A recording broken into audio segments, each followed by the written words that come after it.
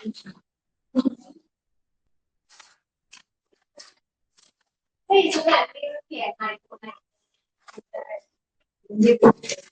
तो मैनेजमेंट की वो दे रही है ना, इसलिए फ्लेक्स कर रही है।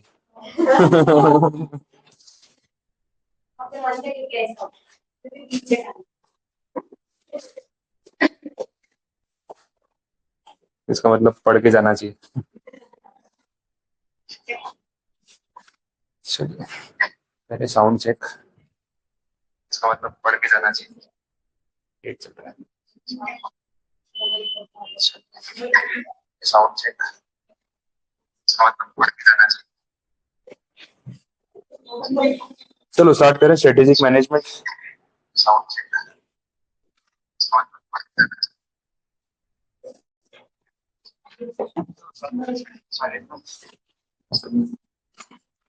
बोलो, चैप्टर नंबर 1 हमने कंप्लीट किया कल। उसमें आपकी कोई क्वेरी है, कुछ पूछना हो तो वहीं से शुरू करते हैं, अदरवाइज फिर नेक्स्ट चैप्टर पे आते हैं। क्लियर है फर्स्ट चैप्टर? लास्ट में वो CSR और कॉर्पोरेट गवर्नेंस की थियरी पढ़ रहे थे जबरदस्ती।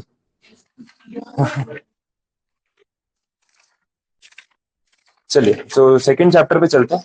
अब जैसे जैसे आगे बढ़ेगा ना, कंपेरेटिवली और इंटरेस्टिंग होता जाएगा, बिकॉज तो जो रियल केस स्टडीज और टॉपिक्स है वो आपको यहाँ पे मिलेंगे। तो ऑब्वियसली उसमें फर्क पड़ जाएगा टॉपिक में। फर्स्ट में थोड़ा थियरी वाला पार्ट था, बट अब सेकंड चैप्टर में आपके पास कुछ प्रैक्टिकल टॉपिक्स भी आएंगे।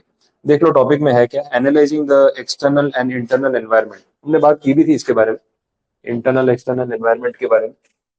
एनालिसिस करने के बाद ही हम स्ट्रेटेजी फॉर्मुलेट करेंगे, फिर इम्प्लीमेंटेशन होगा, वही पॉइंट्स थे।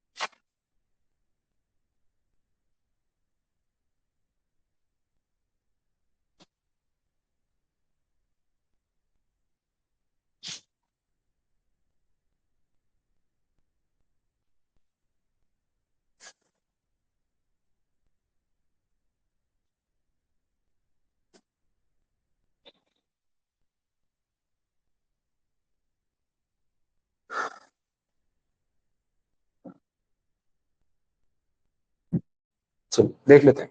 तो यहाँ पे एक्सटर्नल और इंटरनल एनवायरनमेंट की बात हो रही है। ये सारे फैक्टर्स के बारे में हमने फर्स्ट चैप्टर में भी बेसिक लेवल पे बात की थी। अब पूरा चैप्टर इसी पॉइंट पे जो है वो आगे बढ़ने वाला है।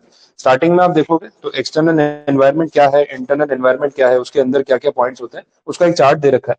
पेज नंबर 24 पे देख लो डायरेक्टली।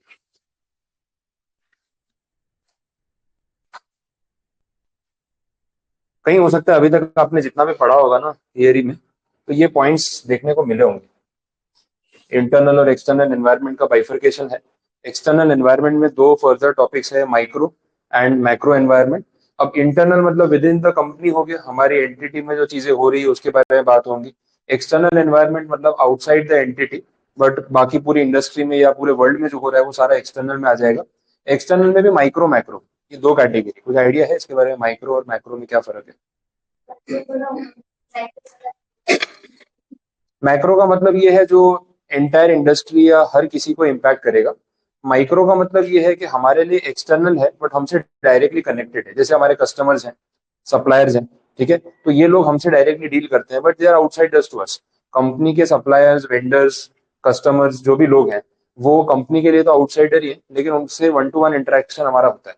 लेकिन जो ग्लोबल पॉलिसीज हैं, जहां पूरा वर्ल्ड इम्पैक्ट हो रहा है, अब ये ट्रम्प वाला जो मैटर चल रहा है, उसमें डायरेक्टली ट्रम्प का आपकी कंपनी से कोई लेना देना नहीं है, लेकिन ट्रम्प की पॉलिसीज का इम्पैक्ट अगर आपकी कंपनी पे पड़ रहा है तो मैक्रो इकोनॉमिक इम्पैक्ट है, वैसा हम बोल सकते हैं। माइक्रो इकोनॉमिक में ये होगा कि आपके कस्टमर्स का बाइंग बिहेवियर चेंज हो गया है, उनके प्रेफरेंसेस चेंज हो गए हैं, आपके सप्लायर का बिहेवियर चेंज हो गया है, तो उसका इम्पैक्ट आपके ऊपर डायरेक्टली हो रहा है। तो इन शॉर्ट हम बोल सकते हैं कि that is the difference between micro and macro environment, वैसा। तो ये एक टॉपिक क्या है, जितने भी पॉइंट्स हैं हम इस चैप्टर में कवर करने वाले हैं। बट इस पे जाने से पहले मैं एक इंटरेस्टिंग टॉपिक ले रहा हूँ, that is porter 5 forces model, जो इस चैप्टर की सेकंड हाफ में है। वहां से स्टार्ट करते हैं, फिर इस पे आएंगे। पेज नंबर 33 पे आ जाओ।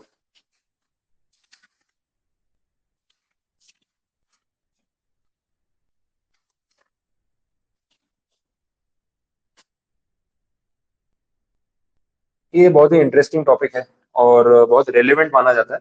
अब माइकल पोर्टर करके एक प्रोफेसर है हार्वर्ड बिजनेस स्कूल से। इन्होंने एक मॉडल डिराइव किया था, इंडस्ट्री के कुछ फोर्सेस डिराइव किए थे, और ये स्टडी इनकी रिलीज हुई थी 1979 में। अब इतनी पुरानी स्टडी है, लेकिन आज भी आप पढ़ोगे तो आपको लगेगा रेलेवेंट है। 5 फोर्सेस मॉडल बोला जाता है बाय माइकल पोर्टर। उन्होंने ये बोला कि कौन कौन सी चीजें हैं आपके बिजनेस को इम्पैक्ट करती है, उसको हम 5 कैटेगरीज में यहाँ पे डिवाइड कर सकते हैं, और उसका क्या रोल होगा वो समझेंगे। देख लेते हैं देखो 5 पॉइंट्स में है क्या। सबसे पहले अगर हम बात करें इंडस्ट्री में राइवलरी की, इसका मतलब एग्जिस्टिंग राइवल्स। कोई भी बिजनेस में अगर आप हो तो आपका कोई ना कोई कॉम्पिटिटर या राइवल तो होगा। बड़ी से बड़ी कंपनी देख लो, आपको राइवलरी दिखेगी। जैसे एप्पल का एग्जांपल ले लो, तो कोई ऐसा ब्रांड है जो एप्पल के साथ राइवलरी करने की कोशिश कर रहा हो? सैमसंग, ठीक है, आपको सबको पता है वही चल रहा है। तो वो राइवलरी जो है वो दोनों कंपनीज में चलती है, भले दोनों का यूजर बेस अलग होगा, ऑपरेटिंग सिस्टम अलग है, टेक्नोलॉजी में फर्क है, जो भी है, लेकिन क्वालिटी वाइज कॉम्पिटिशन में दोनों लगे हुए हैं। तो एक है ना एग्जिस्टिंग राइवलरी, आपको हर बिजनेस में देखने को मिलेगी। अगर नहीं देखने को मिल रही तो फिर हम बोल सकते हैं मोनोपोली है। और वर्ल्ड में ऐसे कितने ही कंपनीज और ब्रांड्स होंगे जो मोनोपोली एंजॉय कर रहे हो कि कोई राइवल ना हो? है ऐसा कोई ब्रांड आपके दिमाग में जो एकदम मोनोपोली, कोई कंपटीशन ही ना हो? अब हाँ, बहुत सारे प्रोडक्ट्स हैं। फेविकॉल को अपने गिन सकते हैं, माइक्रोसॉफ्ट को आप गिन सकते हो। अब माइक्रोसॉफ्ट में भी एप्पल फिर वो मैकबुक आपको दे ही रहा है। नो डाउट वो प्राइस पॉइंट अलग है तो बजट में नहीं आ रहा है, तो सब लोग माइक्रोसॉफ्ट ही यूज कर रहे हैं। तो ऑलमोस्ट मोनोपोलिस्टिक बोल सकते हैं, लेकिन 100% मोनोपोली तो शायद ही होगी। फेविकॉल जैसा प्रोडक्ट भी ऑलमोस्ट मोनोपोलिस्टिक है, और कंपनीज भी एडिसिव ब्रांड में आने की कोशिश कर रहे हैं, लेकिन वो क्वालिटी नहीं दे पा रहे हैं। तो बहुत सारी कंपनीज में इस तरीके का आपको देखने को मिलेगा। बट राइवलरी मोस्ट कॉमन है, मोनोपोली तो बहुत कम होगी, राइवलरी आपको ज्यादा देखने को मिलेगी। तो माइकल पॉर्टर बोल रहे हैं कि एक तो ना इंडस्ट्री में एग्जिस्टिंग राइवलरी की वजह से कंपनीज आपस में कंपटीशन करती रहती है, लड़ाई होती रहती है। और भी ब्रांड्स है, अपना मैकडोनल्ड है, बर्गर किंग है, वो भी एक राइवलरी है। ऑडी, बीएमडब्ल्यू, मर्सिडीज, इनकी भी राइवलरी चलती रहती है। रेंज रोवर भी बीच में आ जाती है। तो जो सिमिलर लेवल के ब्रांड्स हैं वो एक दूसरे से कॉम्पीट कर रहे हैं। तो ये एक टेंशन या एक प्रॉब्लम हर कंपनी को फेस करना पड़ता है। तो that is the impact of the existing competition. Existing competition तो चल ही रहा है, फिर उसके बाद आ जाते हैं ये न्यू एंट्रेंट्स। नए लोग आ गए कंपनी मतलब मार्केट में। तो ऐसा बहुत सारे ब्रांड्स में होता है। जैसे अपने अगर मान लो एप्पल सैमसंग से अलग जाके भी देखें तो वो भी ऑप्शन है। फूड इंडस्ट्री में देख सकते हैं, पिज्जा चेन का ब्रांड देख लो। पिज्जा चेन में सबसे बड़ा ब्रांड कौन सा है वर्ल्ड लेवल पे? डोमिनोज, ठीक है, तो वो चीज है। और उसके अलावा और कोई ब्रांड्स जो पिज्जा हट, दोनों यूएस के ही ब्रांड है। और दो ब्रांड्स सिमिलर स्केल पे कॉम्पीट करते हुए आए हैं वर्ल्ड लेवल पे। आज की डेट में आप बोल सकते हो डोमिनोज काफी आगे, नंबर ऑफ स्टोर जो इंडिया में है उसके बेसिस पे। इंडिया में more than I think 1800 store है डोमिनोज के। That is a big number, 1800 store है। अब ये ना, जब इंडिया में पहली बार डोमिनोज आया ना, तो ऐसा था कि फर्स्ट एंट्रेंट था, यूएस का पिज्जा ब्रांड इंडिया में आ गया तो वो रिवॉल्यूशन काइंड ऑफ हो गया। तो इतना कॉस्टली होने के बाद भी सब लोग जा रहे थे, वो क्रेज होता है ना कि भाई जाके देखे तो उसे क्या पिज्जा है क्या नहीं है। तो कुछ नया था। तो ऐसे प्रोफेशनली डिजाइन या एक यूएस के पिज्जा का कोई ब्रांड इंडिया में था नहीं। और ये लेट 90s में आई थिंक इंडिया में फर्स्ट टाइम ये लोग आए। बहुत क्रेज था, डोमिनोज का हाइप था, अलग ही हाइप था। उसके बाद फिर पिज्जा हट पे आ गया पीछे पीछे। अब इन दोनों की राइवलरी चलती थी कि भाई डोमिनोज के स्टोर्स ज्यादा है या पिज्जा हट के, किसका टेस्ट बेटर है। इवन जो कंज्यूमर्स है ना वो भी डिवाइडेड थे। आधे लोगों को डोमिनोज पसंद आता है, आधे लोगों को पिज्जा हट पसंद आता है। अब अलग अलग मार्केटिंग पॉलिसीज की वजह से आज पिज्जा हट कहीं और है और डोमिनोज कहीं और है। और पता है फर्क कहाँ से पड़ा? डोमिनोज इतना आगे क्यों निकल गया? मैं पर्सनली अगर बोलूँ तो मुझे पिज्जा हट का टेस्ट ज्यादा पसंद है। मैं डोमिनोज हार्डली कभी जाता हूँ, किसी के साथ जा रहा हूँ खा लिया तो ठीक है, बट मुझे पिज्जा खाना हो तो मैं डोमिनोज जाके नहीं खाता। मुझे पर्सनली उसका टेस्ट इतना नहीं पसंद एज कम्पेयर टू पिज्जा हट। लेकिन पब्लिक में आप देखो तो मेजोरिटी लोग डोमिनोज ही प्रेफर करते हैं, क्योंकि उनको वही पसंद आ रहा है। उसकी दो स्ट्रेटेजीज की वजह से वो फेमस हुआ। एक है वो 30 मिनट्स डिलीवरी, नहीं तो फ्री। ठीक है, वो जो कैंपेन वो लेके आया ना, वो 30 मिनट्स डिलीवरी वाले की वजह से वो आगे निकल गया। दूसरा लेके आया चीज बस्ट, है ना, तो चीज बस्ट के लिए फेमस है। तो वो दो चीजों की वजह से जो उसको एक एज मिल गया ना पिज्जा हट से आगे निकलने का। पिज्जा हट ऐसा कुछ यूनिक नहीं कर पाया। टेस्ट अच्छा है, नो डाउट, सब कुछ है, सारे फ्लेवर्स भी वही है जो डोमिनोज वाले के पास होंगे, चीज बस्ट उसके पास भी होगा, लेकिन जो मार्केटिंग करनी होती है ना, एक डिफरेंशिएशन क्रिएट करने के लिए कि आप किस चीज के लिए जाने जाते हो, अब डोमिनोज जैसे ही बोले दिमाग में आ जाता है 30 मिनट्स में ही तो फ्री वाली जो स्कीम है वो डोमिनोज लेके आया। अच्छा, काफी लोगों को फ्री दिया भी उन्होंने। और इसके लिए उसके सीनियर मैनेजमेंट का मैं उसे डॉक्यूमेंट्री देख रहा था, वो लोग बता रहे थे, बोले पूरा कैलकुलेशन करके उन्होंने 30 मिनट्स वाला लॉन्च किया था। वो एक गिमिक नहीं था मार्केट में कि चलो बोल देते हैं क्या फर्क पड़ता है, उस टाइप का नहीं था। बिकॉज इंडिया में इतने पॉपुलेशन में ट्रैफिक में 30 मिनट की गारंटी देना और फिर नहीं डिलीवर कर पाना, वो बैकफायर भी तो कर सकता है। तो जो उनका सीनियर मैनेजमेंट था उन्होंने डिवीजन किया, क्या 30 मिनट्स में अगर सच में पिज्जा किसी के घर पे पहुंचाना है तो रिवर्स इंजीनियरिंग करनी पड़ेगी, रिवर्स कैलकुलेशन करना पड़ेगा कि कितनी देर में पिज्जा बनाना पड़ेगा। अब जो डिलीवरी बॉय आएगा निकलेगा सामने वाले के घर तक पहुंचेगा तो उसको पहुंचने में 5-6 मिनट कुछ टाइम तो लगेगा कम से कम। नियरेस्ट अगर 2-3 किलोमीटर का रेडियस होगा तो भी। उसके बाद जो कुकिंग वाला टाइम होगा, बेकिंग प्रिपरेशन वाला टाइम होगा, उसमें टाइम लगेगा। तो उन्होंने पूरा डिवीजन किया कि असेंबलिंग में 2 से 3 मिनट लगने चाहिए। जो उसका अवन है उसको पहले से प्री हीट रखेंगे तो उसमें कुकिंग में 5 to 6 मिनट्स का एवरेज लगना चाहिए।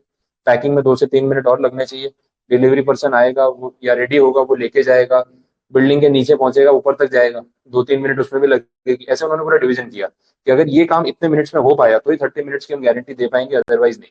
तो ये कैलकुलेशन करने के बाद उन्होंने लॉन्च किया। अब वो लॉन्च करने के बाद भी उनको मालूम था कि बहुत बार ऐसा होगा कि हमारा राइडर नहीं पहुंच पाएगा और फ्री देना भी पड़ेगा। अच्छा, फ्री दिया उन्होंने। अब ये पता है उन्होंने कैसे कंसिडर किया कि अगर हमारे 100 ऑर्डर में से 5-10 ऑर्डर फ्री जाते भी है ना तो ये मार्केटिंग कॉस्ट मान लेंगे, एडवर्टाइजमेंट ही हो रही है ना। पता है वो फ्री पिज्जा अगर आपने खाया कैसा फील होगा? डोमिनोज वाला आया, पिज्जा मंगवाया, थोड़ा लेट हो गया, आपने बोला देखो 30 मिनट्स हो गए, आइडियली तो फ्री मिलना चाहिए। बोले हाँ सर फ्री मिलना चाहिए तो आप फ्री में ले लो, कुछ पे नहीं करना है। अब बता आपने फ्री का पिज्जा खाया तो उसका सेटिस्फेक्शन लेवल ही अलग है। एक पॉइंट तो ये। उसके बाद ना 10 लोगों को जाके बता रहे हो क्या मैंने डोमिनोज से पिज्जा मंगवाया, फ्री में आ गया, मजा आ गया, आज तो एकदम पार्टी हो गई फुल, है ना। सबको जाके बताओगे। सोशल मीडिया आज आ गया है, तब नहीं था। अब तो पोस्ट कर दोगे आज फ्री में पिज्जा खाया, मार्केटिंग हो गई। अब वो डोमिनोज डोमिनोज डोमिनोज हर जगह सबके दिमाग में बैठ गया। अब पता है आपकी बात सुन के और 4 लोग भी रिस्क लेंगे, चलना डोमिनोज से मंगाते हैं, क्या पता अपना भी लेट हो जाए, पिज्जा तो फ्री हो जाएगा। उस चक्कर में लोगों ने ज्यादा ऑर्डर किया और उनका सेल बढ़ गया। और अब वो बार बार टेस्ट डेवलप हो चुका है, डोमिनोज का लोगों को टेस्ट डेवलप हो चुका है। अब वही पसंद आ रहा है तो सब लोग वही खा रहे हैं। इस तरीके से उन्होंने एज क्रिएट करने की कोशिश की, बहुत माइनर चीजें होती है। अब ये दो लड़ रहे थे, डोमिनोज और पिज्जा हट, एग्जिस्टिंग राइवलरी। तीसरा आ गया लापिनोज। आज बड़ा परेशान कर रहा है लापिनोज। डोमिनोज ने सोचा नहीं होगा कि इतना सिर पे चढ़ जाएगा कि भाई परेशान करने लग जाएगा। तो लापिनोज जो है वो अगेन इंडियन लोकल ब्रांड है। और जो बंदा है वो चंडीगढ़ का है और मतलब उसको कुकिंग का शौक था, पहले कोई आईटी कंपनी में था तो जॉब कर करके बोर हो गया था। तो सोचा कुछ स्टार्ट करते हैं, पिज्जा बनाने का शौक था, शुरू किया वैसे करके, एक चेन से स्टार्ट किया, फ्रेंचाइज मॉडल में गया, अब इतने सारे स्टोर्स हैं। आज की डेट में लापिनोज के इंडिया में 650 से ऊपर स्टोर्स है, शायद ज्यादा भी होंगे। तो ये थर्ड लार्जेस्ट चेन है इंडिया में और बहुत बड़ा नंबर बना लिया एज कम्पेयर टू डोमिनोज। अब ये है थ्रेट ऑफ न्यू एंट्रेंट कि भाई नया एंट्रेंट भी मार्केट में आ सकता है। तो हम दोनों तो लड़ रहे हैं वो तो अलग जगह है, तीसरा कोई आ गया ना तो और परेशान करेगा, अपना ही मार्केट शेयर लेके जाएगा। अब यूएस के बड़े ब्रांड्स को थोड़ा ईगो भी तो होता है यार, हम डोमिनोज है, पूरे इंडिया में पूरे वर्ल्ड में हमारे 8-10 हजार स्टोर्स है, क्या कोई छोटा मोटा पिज्जा ब्रांड हमसे कॉम्पीट करेगा। तो वो एक थोड़ा ईगो भी रहता है। और दो बड़े ब्रांड फाइट कर रहे थे, ये लोकल ब्रांड धीरे धीरे आके अपना नाम जमा लिया और अब इतने सारे स्टोर खोल दिए। अपने सूरत में मोर देन 35 आउटलेट्स हैं लापिनोज के। और पूरे इंडिया में हाईएस्ट गुजरात में, फॉर ऑब्वियस रीजंस। अराउंड 250 से ज्यादा जो है इसकी फ्रेंचाइज है। मेरी बीच में एक बंदे से बात हुई थी तो मैंने कुछ वाया वाया बात हुई थी, तो ये लापिनोज वाले से ऐसे जनरली कुछ बात हुई थी, मैंने उसको पूछा मैंने फ्रेंचाइज दे रहे हो क्या आप? बोले सर पूरे गुजरात में एक भी फ्रेंचाइज नहीं मिलेगी, कोई और स्टेट में चाहिए तो ले लो। बोले ऐसा क्यों? बोले 250 फ्रेंचाइज ऑलरेडी है। मतलब मैं सूरत से हूँ तो यहाँ क्या स्टेटस है? बोले सूरत में हमारे पास कोई जोन नहीं बचा है जो हमारी टीम के हिसाब से लगता हो कि यहाँ लापिनो स्टार्ट करना चाहिए और चलेगा, क्योंकि ऑलरेडी हर जोन में है। तो बोले अब और अगर करने जाएंगे ना तो ओवर डेंसिटी हो जाएगी और उस चक्कर में सबका क्राउड टूटेगा। तो फ्रेंचाइज वालों को ध्यान रखना पड़ता है कि ऐसे ही मल्टीपल फ्रेंचाइज अगर सेम लोकेशन पे दे देंगे तो जिसने ऑलरेडी ली है उसको तो लगेगा कि यार मेरा तो नुकसान हो रहा है। वैसा है, ये सामने ही है अपना 4 रास्ते के ऊपर ही बना, हाँ एकदम सामने ही है। हाँ हाँ वो दे, हाँ वो दे ही दिया होगा क्योंकि उसकी उनकी क्या वो डिमांड उतनी फुलफिल हो जाती होगी या सेल हो जाता होगा तो कंपनी ने दिया होगा। बट दे सेड कि बोले हमारी टीम डिसाइड करती है कि कौन सी लोकेशन पे फ्रेंचाइज देना है कौन से पे नहीं। तो ऑलरेडी जितनी लोकेशन हमने टारगेट कर रखी है ना वो सारी फुल है। तो बोले अभी फ्रेंचाइज के लिए सूरत में कहीं पे लोकेशन अवेलेबल ही नहीं है। बोले पूरे गुजरात में नहीं है, आप गुजरात के बाहर मांगोगे मैं दे दूंगा लेकिन गुजरात में नहीं दूंगा। मैं कसौल गया था ना तो कसौल में एक छोटे से ऊपर कोने में भी वहां पे भी लापिनोज खोल रखा था। बोला तुम लोग एकदम स्ट्रेटेजिक लोकेशन ढूंढ ढूंढ के आ रहे हो कि पब्लिक जहां जहां तक पहुंचेगी ना वहां वहां तक लापिनोज खोल रखा है। तो 650-700 स्टोर्स हैं तो डेफिनेटली उन्होंने अच्छी अच्छी लोकेशंस को टारगेट करने की कोशिश की होगी वैसा। तो अब ये न्यू एंट्रेंट जो आया ये थ्रेट बन गया एग्जिस्टिंग राइवल्स के लिए। उन्होंने पहले ध्यान नहीं दिया होगा, बिकॉज क्या है ना, एज ए इंडियन छोटे मोटे पिज्जा चेन बहुत है पूरे इंडिया में, जिनके 15 20 10 5 स्टोर होंगे। मुंबई चले जाओ आपको ऐसे बहुत मिल जाएंगे, दिल्ली चले जाओ बहुत मिल जाएंगे, बट वो लोकल लेवल पे ही है कि हाँ भाई 10 स्टोर है पूरे मुंबई में, काफी फेमस ब्रांड है, बट उसके बाहर नहीं जा पाया। बट ये ब्रांड इतना एक्सेल कर गया ना कि अब वो उनके बराबर आ गया। और नंबर आप देख लो, क्वांटिटी वाइज भी देख लो तो हंड्रेड्स में चला गया वैसा है। तो पॉर्टर के 5 फोर्सेस में माइकल पॉर्टर ने यही बोला कि भाई इंडस्ट्री में एक तो एग्जिस्टिंग राइवलरी चलती रहती है, प्लस क्या होता है कोई ना कोई न्यू एंट्रेंट का थ्रेट हमेशा बना रहता है। अब ये या मोबाइल ब्रांड की बात कर रहे थे तो एप्पल और सैमसंग तो है ही। इसके अलावा और कोई ब्रांड है जो उस लेवल पे जा रहा है, या जिसमें वन प्लस है। वन प्लस एक प्रीमियम कैटेगरी में अपने आप को पिच कर रहा है, तो उसका फोन आपको बहुत सस्ता नहीं मिलेगा, प्रीमियम या मीडियम कैटेगरी मिलेगा, बट क्वालिटी वाइज अच्छा है वैसा है। उससे नीचे के बजट में जाओगे तो ओप्पो वीवो चाइनीज कंपनियों की तो पूरी लाइन लगी हुई है वैसा है। तो न्यू एंट्रेंट कभी भी मार्केट में आ सकता है, आपको थ्रेट दे सकता है। वन प्लस उसी का है ना, हाँ ओके। हाँ तो वो मुझे आइडिया नहीं। वो पेरेंट कंपनी एक ही है। हाँ हाँ, पेरेंट कंपनी एक ही है। मतलब ये भी बहुत मजेदार क्योंकि स्ट्रेटेजी है, ये भी केस स्टडी का पार्ट है और कितनी बार टॉपिक में आता भी है। ये जितने ब्रांड्स है, Vivo, Oppo, one plus, Xiaomi, Gionee और एक और है एम आई। ठीक है, तो ये जो 5 6 कंपनीज है ना, इनकी पेरेंट कंपनी एक ही है। सोचो। एक और चीज बताता हूँ, मे भी आपको पता होगा नहीं पता होगा, स्कूल टाइम में पेंसिल यूज करते थे, कौन सी पेंसिल यूज करते थे? अप्सरा। और कुछ थी और कोई? नटराज। है ना, नटराज वो रेड और ब्लैक वाली, अप्सरा सिल्वर और ब्लू वाली। उसमें बच्चे फाइट करते थे, मैं नटराज की पेंसिल यूज करता हूँ, मैं अप्सरा की यूज करता हूँ, यही होता था। दोनों एक ही कंपनी, सोचो। एक ही कंपनी का ब्रांड है, दो कलर ऑप्शन निकाल के नया नाम ब्रांडिंग करके भेज दिया। आप पूरा बचपन लड़ते रहे अप्सरा अच्छी है कि नटराज अच्छी है, अब जाके मालूम पड़ रहा है मालिक एक ही है। तो बेवकूफ बना रहे थे और आपको पता ही नहीं है। ये सब चीजें जो है मोबाइल कंपनीज में भी हो रही है। पर आप सोचो एक ही कंपनी है जब, तो 5 6 ब्रांड क्यों बना रखे हैं? कुछ है रीजन उसका, लॉजिक लगता है आपको? अच्छा, उसमें ओप्पो वीवो में भी कंपटीशन होता है। ओप्पो की एफ सीरीज आती है, वीवो की वी सीरीज आती है, इसका F16 आता है, उसका V15 आता है। Similar feature, similar price range, वही फीचर्स, 1000 500 का फर्क होता है। तो अलग अलग फिर बना के क्या सेंस है, अगर एक ही जैसे फोन है। ओप्पो वीवो के फोन में वो दिखाता भी ऐसा, ये भी ओप्पो का सिमिलर मॉडल है, इसमें भी वैसे ही फीचर है। तो अननेसेसरी इतना क्लटर करने का मतलब क्या हुआ? कुछ और रीजन लगता है आपको क्यों ऐसा कर रहे हैं?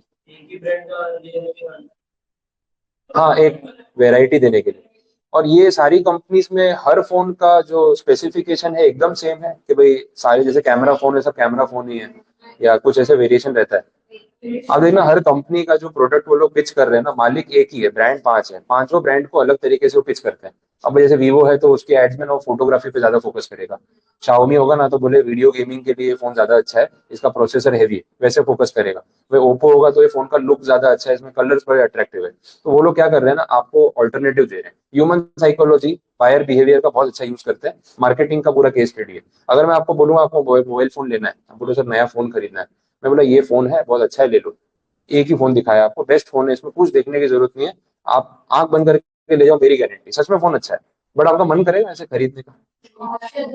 ऑप्शन सेम, ठीक, ऑप्शन हर चीज में चाहिए ऐसे।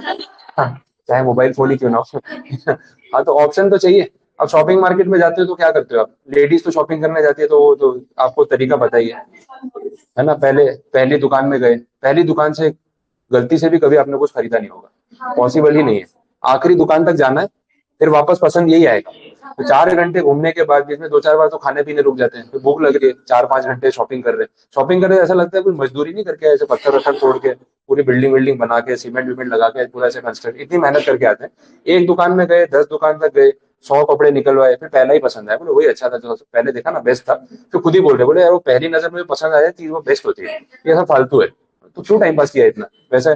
पर आपको ना बाइंग एक्सपीरियंस चाहिए एज ए कंज्यूमर, कि मैंने चॉइस करके खरीदा, ऐसा नहीं आपने जो दिया मैं लेके आ गया।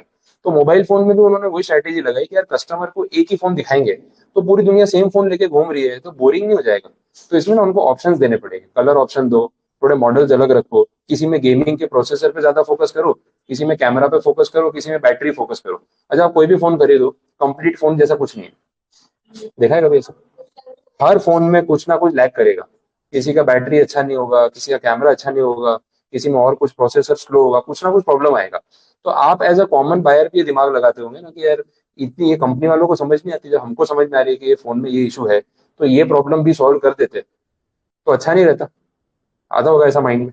तो ये तो उनके माइंड में भी आता होगा, वो तो इंजीनियर है, प्रोग्रामिंग कर रहे हैं, उसका तो क्यों दिमाग नहीं लगा रहे? उनको पता है कि कोई भी चीज को अगर कंप्लीट बना दिया ना, तो फिर वो सैचुरेट हो जाएगी, फिर वो एक ही बिकेगा, बाकी कुछ नहीं बिकेगा। तो हर चीज में ना कुछ कमी जानबूझ के छोड़ी जाती है। वो भी एक फैक्टर होता है। किसी चीज में एक चीज को जहाँ पे कैमरा अच्छा है, वहाँ कुछ ना कुछ कम होगा। अब आप सिलेक्ट कर लो, आपको कैमरा के लिए फोन चाहिए, फोटोज के लिए, या गेमिंग के लिए चाहिए, या डिजाइन के लिए चाहिए। तो कुछ प्लस माइनस इंटेंशनली रखा जाता है। एक कंप्लीट पैकेज बना देंगे ना किसी एक फोन में, बाकी का कोई फोन बिकेगा नहीं। फिर सब लोग भले बोर हो जाएंगे, लेंगे हुई कि यार इसमें सब कुछ आ जाता है, भले हम यूज करते हो नहीं करते हो अलग बात है। तो बायर को ये फील करवाने के लिए कि उसने मेहनत करके रिसर्च करके शॉपिंग की और सिलेक्ट किया उसको क्या चाहिए, और उसने अपने मन की चीज खरीदी, इसलिए उसको पांच पांच ऑप्शन दिए, मालिक एक ही, और स्पेसिफिकेशन थोड़े बहुत डिफरेंट कर दिए, जिससे आपको ये फीलिंग आए कि मैं मेरी रिसर्च करके मैंने चॉइस करके खरीदा। अब मोबाइल फोन खरीदना होता है, लोग पहले यूट्यूब पे जाते हैं, वीडियोस देखते हैं, प्रोसेसर के बारे में पढ़ते हैं, ब्रांड्स का रिसर्च करते हैं। कितने लोग यूट्यूब चैनल से इसी से कमा रहे हैं। नया फोन आता है, अनबॉक्सिंग करके वीडियो बना देते हैं, चल रहा है। वैसे ही हो रहा है। तो आपको लगता है मैंने गूगल पे रिसर्च किया, गूगल पे जाके कंपैरिजन किया बिटवीन टू हैंडसेट, इसका प्रोसेसर कम, इसका ज्यादा, ये वो, फिर मैंने अपनी चॉइस से लिया। बट आपको ये नहीं समझ आ रही कि बेचने वाला एक ही है, जो आपको चॉइस क्रिएट करके दे रहा है ताकि आपको फीलिंग आए। तो ये स्ट्रेटेजी है। अब मार्केटिंग स्ट्रेटेजी इस तरीके से काम होता है। तो न्यू एंट्रेंट का थ्रेट हमेशा हर बिजनेस में रहने वाला है, और एग्जिस्टिंग राइवल्स में फाइट तो चलता रहता है। उसके बाद जो पॉइंट बोला है, that is related to bargaining power. Bargaining power दो लोगों का, एक तो सप्लायर्स का और दूसरा बायर्स का।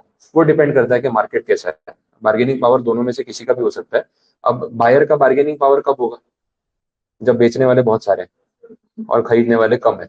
तो फिर आप बार्गेन करते हो ना, भाई सभी तो बेच रहे हैं, देना है तो दे, अपने बोल के आगे निकल जाते हैं। शॉपिंग मार्केट में तो खास होता है।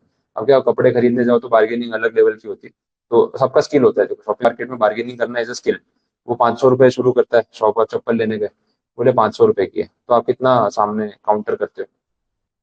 कुछ काउंटर करते हो कि 500 में लेके आ जाते हो? कुछ तो काउंटर करते हो। काउंटर ऑफर क्या है आपका? 300, ठीक है। हाँ, तो ये तो बहुत डिसेंट ऑफर है।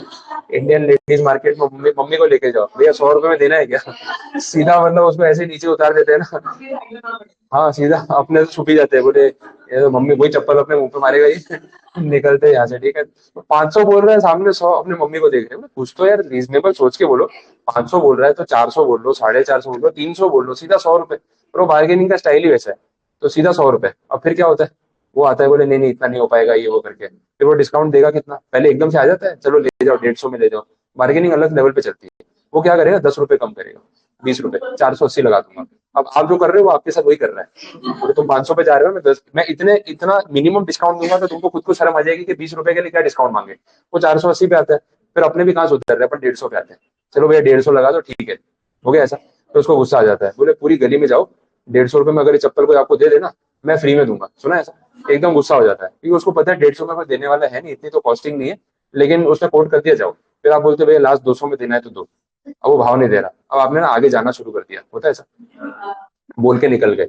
अब आपको चप्पल तो पसंद, अब आप वेट कर रहे हो कि मनाने आएगा कि नहीं नहीं रुक जाओ रुक जाओ। अब धीरे धीरे जा रहे हो, अब पीछे देखा तो बार्गेनिंग पावर खत्म हो गया। अगर आपने पीछे देख लिया पहले, तो बार्गेनिंग पावर खत्म। फिर वो समझ जाएगा आपको चाहिए, फिर तो वो 480 से नीचे आने वाला ही नहीं है।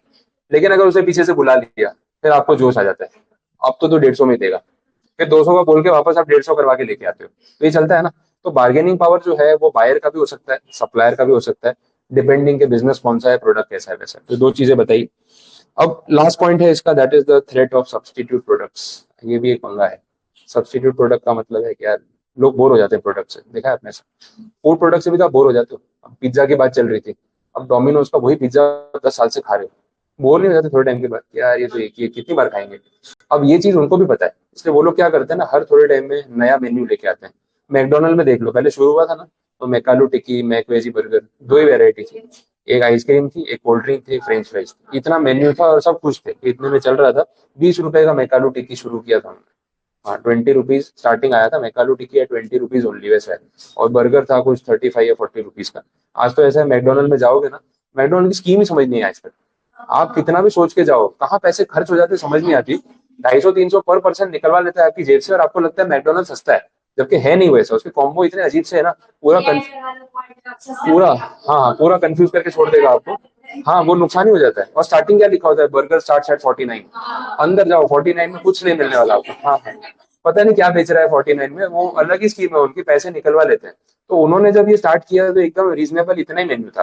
पर आज देखो मैकडोनल्ड में जाओ तो टाइम लगता है सोचने में कौन सा बर्गर खाऊं, इतनी वेरायटी डालती ना। तो वेज नॉन वेज ये वो सब मिला के 10 वैरायटी कर दी, उसमें भी वो गौरमे वाला मेन्यू अलग निकाल दिया, बाकी नॉर्मल बर्गर अलग निकाल दिए, पेरी पेरी निकाल दिया, पनीर वाला लेके आ गए, बंस में लेके व्हीट बन, मिलेट बन वैसा आ गया, वो ऑप्शन आ गया। तो वो मैदा ब्रेड नहीं खाना हो आपको, और फिर भी जंक फूड तो खाना ही है। हाँ तो फिर वो थोड़ा बहुत गिल्ट कम करने में काम आता है, बाकी कोई फर्क नहीं है। तो मैदे के बदले ऑप्शन ले आए, उसका 10 रुपए एक्स्ट्रा ले लेता है, वो भी है। तो ये सारे ऑप्शन हर 2-4 महीने में नया मेन्यू लाते हैं, टीवी पे उसके ऐड करते हैं और उसको प्रमोट करते हैं। तो आपको लगता है नहीं कुछ नया है, चल वापस जाते हैं, ये जरूरी है। अगर ये नहीं करेंगे तो क्या होगा पता है, लोग बोर हो जाएंगे और सब्सटीट्यूट्स पे शिफ्ट कर देंगे। फूड में भी ऐसा हो सकता है, आप पिज्जा बहुत बार खा चुके हैं, लापिनोज जितनी बार गए ना, अब एक्चुअली होता है लापिनोज जाना सोचना पड़ता है, पूरा वेडनेसडे फ्राइडे इतना लापिनोज खा लिया ना, बाई वन गेट वन, अब कुछ और खाते हैं। तो आप पिज्जा के बदले कोई और चीज पे शिफ्ट हो जाओगे। तो ये सब्स्टिट्यूट का थ्रेट हर बिजनेस को कहीं ना कहीं फेस करना पड़ता है, वो भी एक पॉइंट है। तो पोर्टर के 5 फोर्सेस में उसने इन सब के बारे में बात की, ये बताया हुआ है। तो कुछ केस स्टडीज भी दे रखी है, वो भी देखिए। तो पिज्जा हट का ही केस है, आपको मिलेगा पेज। या खाने पीने के एग्जाम्पल होते हैं ना, तो मन लगा रहता है और फिर भूख भी लगनी शुरू हो जाती है। हाँ तो वो थोड़ा सा डाइसी है कि एक से एग्जाम्पल रखने चाहिए कि नहीं रखने चाहिए, बट ठीक है। ये मॉड्यूल में से है, मैंने खुद नहीं रखा। हाँ वैसा है, तो ये इसके लिए आप मुझे ब्लेम मत करना। तो पिज्जा हट की बात कर रहे हैं। अब यहाँ पे पॉर्टर के 5 फोर्सेस को अगर हम पिज्जा हट की केस स्टडी में इम्प्लीमेंट करके देखें, तो उससे समझ में आएगा कि क्या हो रहा है। जैसे अपन ने आधी बात तो करी ली, कॉम्पिटेटिव राइवलरी कैसी है, तो भाई अच्छी खासी राइवलरी है, बिकॉज डोमिनोज एक बड़ा प्लेयर है जो इसके सामने लगा हुआ है वैसा, तो वो तो रहने ही वाला है। न्यू एंट्रेंट्स का थ्रेट इनको कैसा है, यहाँ पे इन्होंने लो बोला है, बोला कि न्यू एंट्रेंट का बहुत ज्यादा थ्रेट नहीं है। वो उस थॉट प्रोसेस पे कि डोमिनोज जैसा या पिज्जा हट जैसा चेन जिसके पूरे वर्ल्ड में 5-7 हजार 10 हजार स्टोर्स हैं, रातों रात ओवरनाइट कोई इतना बड़ा सेटअप करके नहीं कर पाएगा। बिकॉज एक तो टेस्ट लोगों का डेवलप नहीं होगा, और उसके बाद इमीडिएटली इतनी फ्रेंचाइज तो नहीं बांट देगा कि 5 हजार स्टोर खोल दिए पूरे वर्ल्ड में 2-4 महीने में, वो नहीं होने वाला। तो ना जो न्यू एंट्रेंट का थ्रेट है इतने बड़े ब्रांड को बहुत लो होता है, और वो रहने वाला है। ग्रेजुअली थ्रेट बन सकता है, और वो वन ऑफ देम हो जाता है, जैसे लापिनोज आ गया। अब लापिनोज जैसे और एग्जाम्पल नहीं मिलेंगे आपको जिसने इतना बड़ा स्केल कर लिया कि अब वो डोमिनोज वाले को खटकने लगा हो। वैसा नहीं होने वाला है, तो वो रेयर केस है। इसलिए बोला है कि एग्जिस्टिंग राइवलरी चलती रहेगी, लेकिन न्यू एंट्रेंट वाला जो थ्रेट है वो बहुत लो है। पिज्जा हट के साथ साथ आप जो पिज्जा खाते हैं तो कोल्ड ड्रिंक पीनी पड़ती है ना? हाँ वो इम्प्लाइड है, क्योंकि जंक फूड है ना, गले से नीचे उतरता ही नहीं है, तो कोल्ड ड्रिंक तो चाहिए साथ में। अब कोल्ड ड्रिंक वाले केस में क्या सीन है, बड़े पॉपुलर प्लेयर कौन से हैं, कोका कोला और पेप्सी, ये दो ही है। थम्स अप जो है वो खुद कोका कोला वाले का ही है। Thums Up actually Indian brand है, मे बी आपको आइडिया ना हो। थम्स अप जो है वो इंडियन ब्रांड है, महाराष्ट्र का एक बंदा है उसने डेवलप किया था, और कंपनी इंडियन थी। लेकिन मार्केट में कोका कोला के सामने बेचारा सर्वाइव नहीं कर पाया, तो कोका कोला ने वो ब्रांड परचेज कर लिया। ये क्या बड़े जायंट कंपनी का पावर होता है कि छोटे प्लेयर को बोल देते थे भाई तू या तो मर्ज हो जा या फिर तू खत्म हो जाना, तो मार्केट में मिलेगा तुझे, छोड़ेंगे नहीं। अभी अच्छे पैसे दे रहे हैं तो कंपनी दे दे अपनी, वरना फिर क्या पूरा जीरो हो जाएगा, तो देख लेना। तो उसने बेच दिया ब्रांड। तो थम्स अप जो है वो इंडियन ब्रांड है, लेकिन अब कोका कोला की ओनरशिप में वैसा है। तो मार्केट में दो बड़े जायंट है, कोका कोला एंड पेप्सी, इनकी ही राइवलरी चलती है। तो एग्जिस्टिंग राइवलरी बहुत बड़ी है, लेकिन आप सोच लो न्यू एंट्रेंट का थ्रेट इनको कितना है ज्यादा या नहीं? कोई ऐसा ब्रांड है जो अचानक आके कोका कोला को टेक ओवर कर ले इंडिया में? ना के बराबर, कौन आएगा, कोई पंगा ले नहीं पाएगा इनसे। अभी आया है अपना रिलायंस, हाँ कौन सा ब्रांड आया है नाम देना, हाँ कैंपा कोला, है ना, कैंपा कोला नाम सुना, हाँ। कैंपा कोला भी इंडियन ब्रांड है, एग्जिस्टिंग ब्रांड है, नया ब्रांड नहीं है। अब कैंपा कोला ना इंडिया में थम्स अप और कोका कोला ये सब आने से पहले आता था। ये 80s में, 70 90s में जब स्टार्टिंग में था ना, तो कैंपा कोला करके एक ब्रांड था जो इंडिया में बेवरेजेस बेच रहा था, जब वो ग्लोबलाइजेशन नहीं हुआ था और फॉरेन कंपनीज इंडिया में नहीं आई थी 91 की पॉलिसीज के पहले जो आपने पढ़ी है। तो उस टाइम पे कैंपा कोला बहुत पॉपुलर था, और उसके बहुत सारे प्रोडक्ट्स जैसे ये लिम्का फैंटा है, वो अलग नाम से कैंपा कोला के प्रोडक्ट चलते थे। बाद में जब ये सब कंपनीज आ गई तो कैंपा कोला का ब्रांड धीरे धीरे राइट ऑफ हो गया और बंद हो गया। पर वो जो ब्रांड नेम है वो कैंपा कोला, वो आपने को नहीं पता है क्योंकि अपनी जनरेशन में पिया ही नहीं है, लेकिन आपके पेरेंट्स को पूछोगे तो उनको पता है, क्योंकि 80s 90s वाली जो यंग जनरेशन जो तब यंगस्टर्स थे, उनको सबको पता है कि भाई कोल्ड ड्रिंक में यही मिलता था। वैसा है। तो उनको आप पूछोगे ना कैंपा कोला क्या था, तो उनको मालूम वैसा है।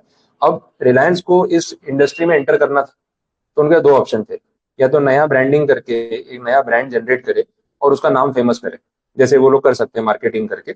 उन्होंने दूसरा आइडिया लगाया कि बोले हम क्यों फालतू में मेहनत करें, नई ब्रांड क्रिएट करने में बहुत खर्चा लगता है मार्केटिंग करने में। एक नया नाम सोचो, उसको पॉपुलर करो, उसके एडवर्टाइजमेंट्स दिखाओ, उसकी ब्रांडिंग करो हर जगह, और फिर उसका नाम लोगों के दिमाग में बिठाओ। करोड़ ऑफ रुपीज का एक्सपेंस हो जाता है। इन्होंने ढूंढा सस्ता इलाज, बोले कैंपा कोला वाली कंपनी तो बंद हो गई, लेकिन ब्रांड नेम तो उसका अभी भी उसके नाम पे रजिस्टर्ड है, उससे ब्रांड नेम खरीद लेते हैं। अब होगा क्या, 50% ऑफ द पॉपुलेशन को तो कैंपा कोला पता है। अब जैसे मैं कैंपा कोला लॉन्च करूंगा, आपके पेरेंट्स आपके पीछे पड़ जाएंगे, तो बोले हमारे जमाने में हम ये पीते थे, हम स्कूल जाते थे, कॉलेज जाते थे, ये ब्रांड आता था। वो भीड़े वाली बातें शुरू हो जाएंगी, ठीक है, ऐसा होगा।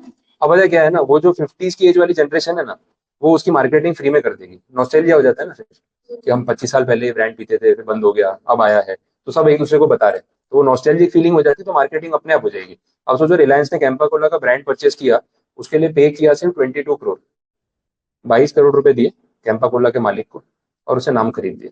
22 करोड़ में तो मार्केटिंग में कुछ भी नहीं होता है। ये तो बोलते हैं एकदम सस्ते में मिल गया। अब कैंपा कोला के नाम से ऑफर कर दिया, लॉन्च कर दिया। अब कैंपा कोला का अगर आप प्राइस देखोगे, उसके कोल्ड ड्रिंक का हाफ रेट में बेच रहा है। 500 ml की बोतल जो आती है, या 250 ml की बोतल थम्सअप की 20 रुपए की आती है, वो 10 में बेच रहा है। वैसा है। 500 ml वाली बोतल आप लेते हो ना 40 रुपीज की, 19 रुपए 20 रुपए में मिल रही है जियो मार्ट के ऐप के ऊपर, आधा रेट। अब अभी तक क्या था, डुओपोली, कोका कोला और पेप्सी डुओपोली। डुओपोली में क्या होता है ना, एक अनटोल्ड अंडरस्टैंडिंग होती है कि ना तू रेट तोड़ेगा ना मैं, रेट पे फाइट नहीं करेंगे, नहीं तो क्या दोनों खत्म हो जाएंगे। तो आप देख लो पेप्सी और कोका कोला में रेट में कोई फर्क नहीं है, दोनों की क्वांटिटी वाइज प्राइस सेम है। हाँ, टेस्ट के ऊपर फाइट है, और टेस्ट अलग है दोनों का। अब पता नहीं कितने लोगों को समझ में आती भी है, कितनों को तो नहीं भी आती है। आपको आती है? हाँ मतलब ठीक। सिर्फ पेप्सी बोल रही हो? हाँ, सिर्फ पेप्सी बोल रही हो या कोई मिलाने के बाद? हाँ वही मैं बोल रहा हूँ कि किसी को समझ आती है, किसी को नहीं आती।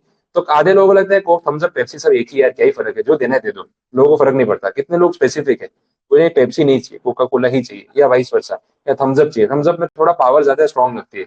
कोक और पेप्सी में फ्लेवर का फर्क तो है, थोड़ा ध्यान से आप उसको फोकस करो तो टेस्ट करके आइडिया लग जाता है कि पेप्सी और ये कोका कोला है। तो there is a difference in recipe, exactly same नहीं है। तो they are not fighting fighting on the price. उनको पता है कि प्राइस पे लड़ना शुरू किया, ये रिलायंस वालों की तरह, तो क्या होगा, मैं 20 की बेच रहा हूँ तो 19 की बेचेगा, तो 19 की बेचेगा 15 की बेचूंगा, मैं 15 की बेचूंगा 10 पे आ जाएगा, फिर तो फ्री में देना शुरू कर देगा। तो पब्लिक तो कोल्ड ड्रिंक पी के चली जाएगी, कंपनी बर्बाद हो जाएगी। और ये कब तक चलेगा? तो वो इंडियन कंपनी नहीं है ना, उसका फर्क है। इंडिया में तो क्या है, भाव तोड़ तोड़ के पूरा धंधा खत्म कर देते हैं, फिर ना तू कमाएगा ना मैं कमाऊंगा, देखते हैं। अरे ईगो थोड़ी लाना है बीच में, कमाना भी तो है।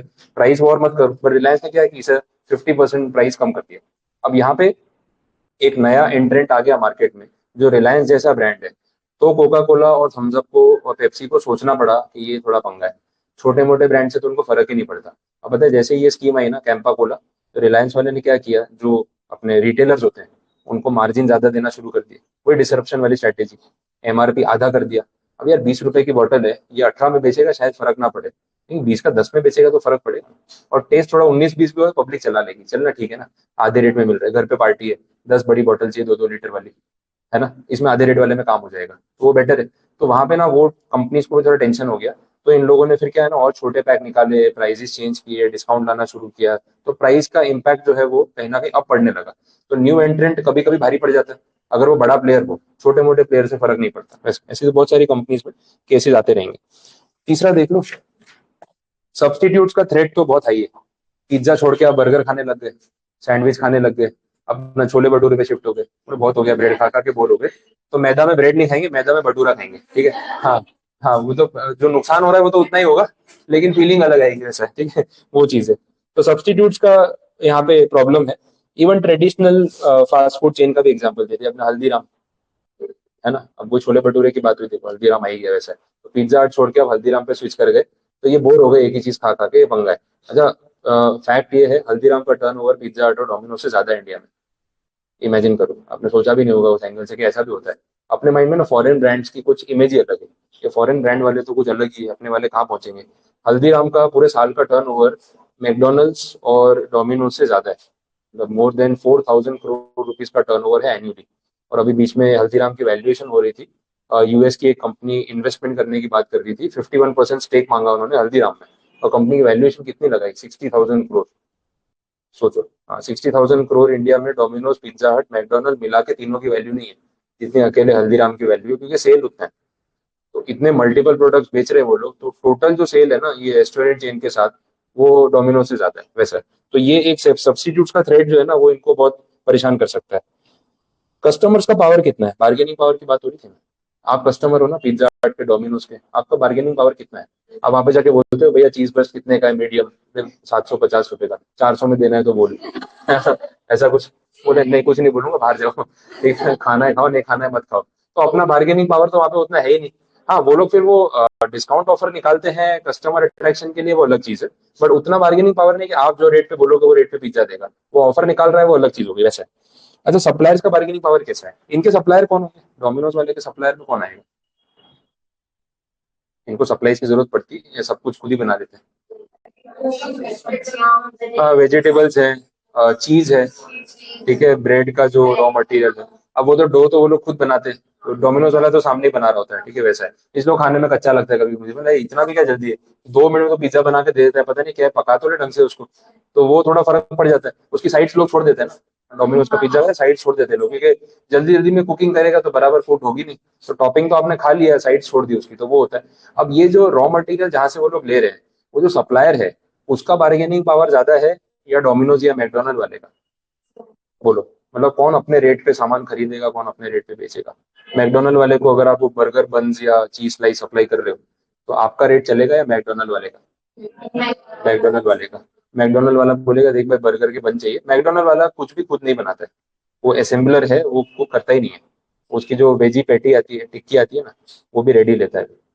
हाँ, वो बाहर से दूसरी कंपनी, मतलब कॉन्ट्रैक्ट दिया होता है उन्होंने, खुद नहीं बनाते। जो ब्रेड है, वो भी एक कंपनी को कॉन्ट्रैक्ट दे रखा है, और ये स्टॉक मार्केट में लिस्टेड है, बेक्टर्स फूड करके एक कंपनी है। आप सर्च कर लेना, आपको मिल जाएगा। बेक्टर्स फूड जो है वो बेकिंग में है। वो लोग ब्रेड्स और ये सब चीजें बनाते हैं, कॉन्फेक्शनरी आइटम्स, बिस्किट्स, कुकीज, ये सब बनाते हैं। और मैकडोनल्ड को जो ब्रेड सप्लाई करने का काम करता है बेक्टर फूड वाला ही करता है। अब स्टॉक एक्सचेंज पे लिस्टेड कंपनी है और उसके शेयर्स काफी अच्छे प्राइस पे बिक भी रहे हैं वैसा है। अब ये जो है मैकडी वाला, वो जब बेक्टर फूड वाले को ऑर्डर दे रहा है बर्गर ब्रेड का, तो वो कितनी क्वांटिटी ऑर्डर करता होगा, कुछ हंड्रेड्स में, थाउजेंड्स में या लैक्स में होती होगी। और ये वन टाइम सप्लाई है या रेगुलर सप्लाई है। अब सोचो, आप अगर ब्रेड बना के बेच रहे हो और मैकडोनल्ड वाला आया आपके पास, यार मेरे को ब्रेड का सप्लाई चाहिए रेगुलर, तो रेट तो ऑब्वियसली उसका ही चलेगा। वो बोलेगा भाई मैं कोई वन टाइम नहीं मांग रहा हूँ, मेरे पूरे गुजरात में ना ऐसे 300 स्टोर है, 300 स्टोर पे रोज इतने इतने 100 या इतने हजार बर्गर बिकते हैं, और सारा सप्लाई आपसे ले रहा हूँ, अब बताओ क्या रेट में दोगे। समझ आ रहा है। तो ऐसे में ना जो सप्लायर है उसका बार्गेनिंग पावर है ही नहीं, क्योंकि इतना बड़ा ब्रांड आपसे बल्क क्वांटिटी में बाई कर रहा है। दैट इज द पॉइंट, ठीक है, तो वो रहता है। तो ये हो गया सप्लायर्स का पावर, जो यहाँ पे बहुत लो रहेगा in case of a big brand, वैसा होगा। तो पॉर्टर के 5 फोर्सेस जो है, ये हर बिजनेस में रेलेवेंट है, आप कोई भी एग्जांपल ले लो, आपको रेलेवेंस मिलेगा। अभी जो पेंट इंडस्ट्री है ना, वॉल पेंट, उसमें कौन सा ब्रांड है जो बहुत फेमस है। हाँ, एशियन पेंट्स, एशियन पेंट्स का काफी नाम है, इंडियन ब्रांड है एशियन पेंट्स, और 1960s की कंपनी है, और गुजरात की कंपनी है अपनी, ठीक है, जो फाउंडर है वो गुजरात के हैं। तो इन लोगों ने जो एशियन पेंट्स कंपनी बिल्टअप की, इंडिया का सबसे पहला बोलते सुपर कंप्यूटर जो था ना, ये लोग लेके आए थे। सुपर कंप्यूटर इंपोर्ट किया था तब के टाइम में, 70s में बता रहा हूँ मैं। तो सुपर कंप्यूटर ऐसा था कि तब के टाइम में हार्डली किसी के पास था। यूएस की मिलिट्री के पास जो कंप्यूटर होते थे ना, और नासा वालों के पास, उस लेवल का कंप्यूटर इन्होंने इंपोर्ट किया था इंडिया में। 70s में उसका प्राइस कुछ 8 या 10 करोड़ रुपया था तब के टाइम में। तो पूरी दुनिया बोल रही थी पागल हो तुम लोग, सॉफ्टवेयर के पीछे 8-10 करोड़ कौन खर्चा करता है कंप्यूटर के पीछे। बट उनका स्ट्रैटेजी वही थी कि इससे हमें जो चीजें समझने, उन्होंने डेटा पूरा उसके अंदर स्टोर किया। और जो डेटा एनालिसिस आज हो रहा है ना, एशियन पेंट वाले ने 70s में किया था, कि भाई कहाँ से कौन से पेंट की कितनी डिमांड है, पूरे इंडिया का डेटा मंगवा मंगवा के उसमें स्टोर करके उससे रिपोर्ट जनरेट की। वो डेटा उनको आज भी काम आता है। उससे उनको वो बिजनेस समझ में आया, कौन से कितने टाइप के कलर शेड्स डेवलप हो सकते हैं, वो सारा उन्होंने उससे किया, और इतना बड़ा ब्रांड बना एशियन पेंट्स। अब एशियन पेंट जैसा ब्रांड मार्केट लीडर है, इंडिया में 60% मार्केट शेयर एशियन पेंट्स का है। बाकी प्रोडक्ट्स तो उससे दूर दूर तक कहीं पे भी नहीं आते। अभी इनको नए एंट्रेंट से क्या ही डर होगा, कोई छोटी मोटी पेंट कंपनी आ जाए, इनका क्या बिगाड़ लेगी, जो पूरे इंडिया का 60% सेल कर रहा है। अब इसमें पता है नया एंट्रेंट कौन आया, बिरला, बिरला ओपस। आपने देखा होगा सब जगह, जितनी कलर की दुकान है ना, सब पे बिरला ओपस के बोर्ड लगे हैं। अब सोचो, अब इतना बड़ा जब नया एंट्रेंट मार्केट में आया, अब फर्क पड़ता है कि नहीं एशियन पेंट्स को? डेफिनेटली पड़ेगा, क्योंकि उस दिन आदित्य बिरला ग्रुप वालों ने, कुमार मंगलम बिरला ने खुद अनाउंस किया, बोले 10,000 करोड़ रुपए का हमारा बजट है। 10,000 करोड़ रुपीज हम इन्वेस्ट कर रहे हैं पेंट इंडस्ट्री में, और ओपस ब्रांड लेके आ रहे हैं। अब यार बिरला वाले को तो पैसे की तकलीफ है नहीं, वो तो जितना चाहे मार्केटिंग कर सकता है। तो ऐसा बड़ा प्लेयर आता है ना, तो एग्जिस्टिंग प्लेयर्स को प्रॉब्लम हो जाती है।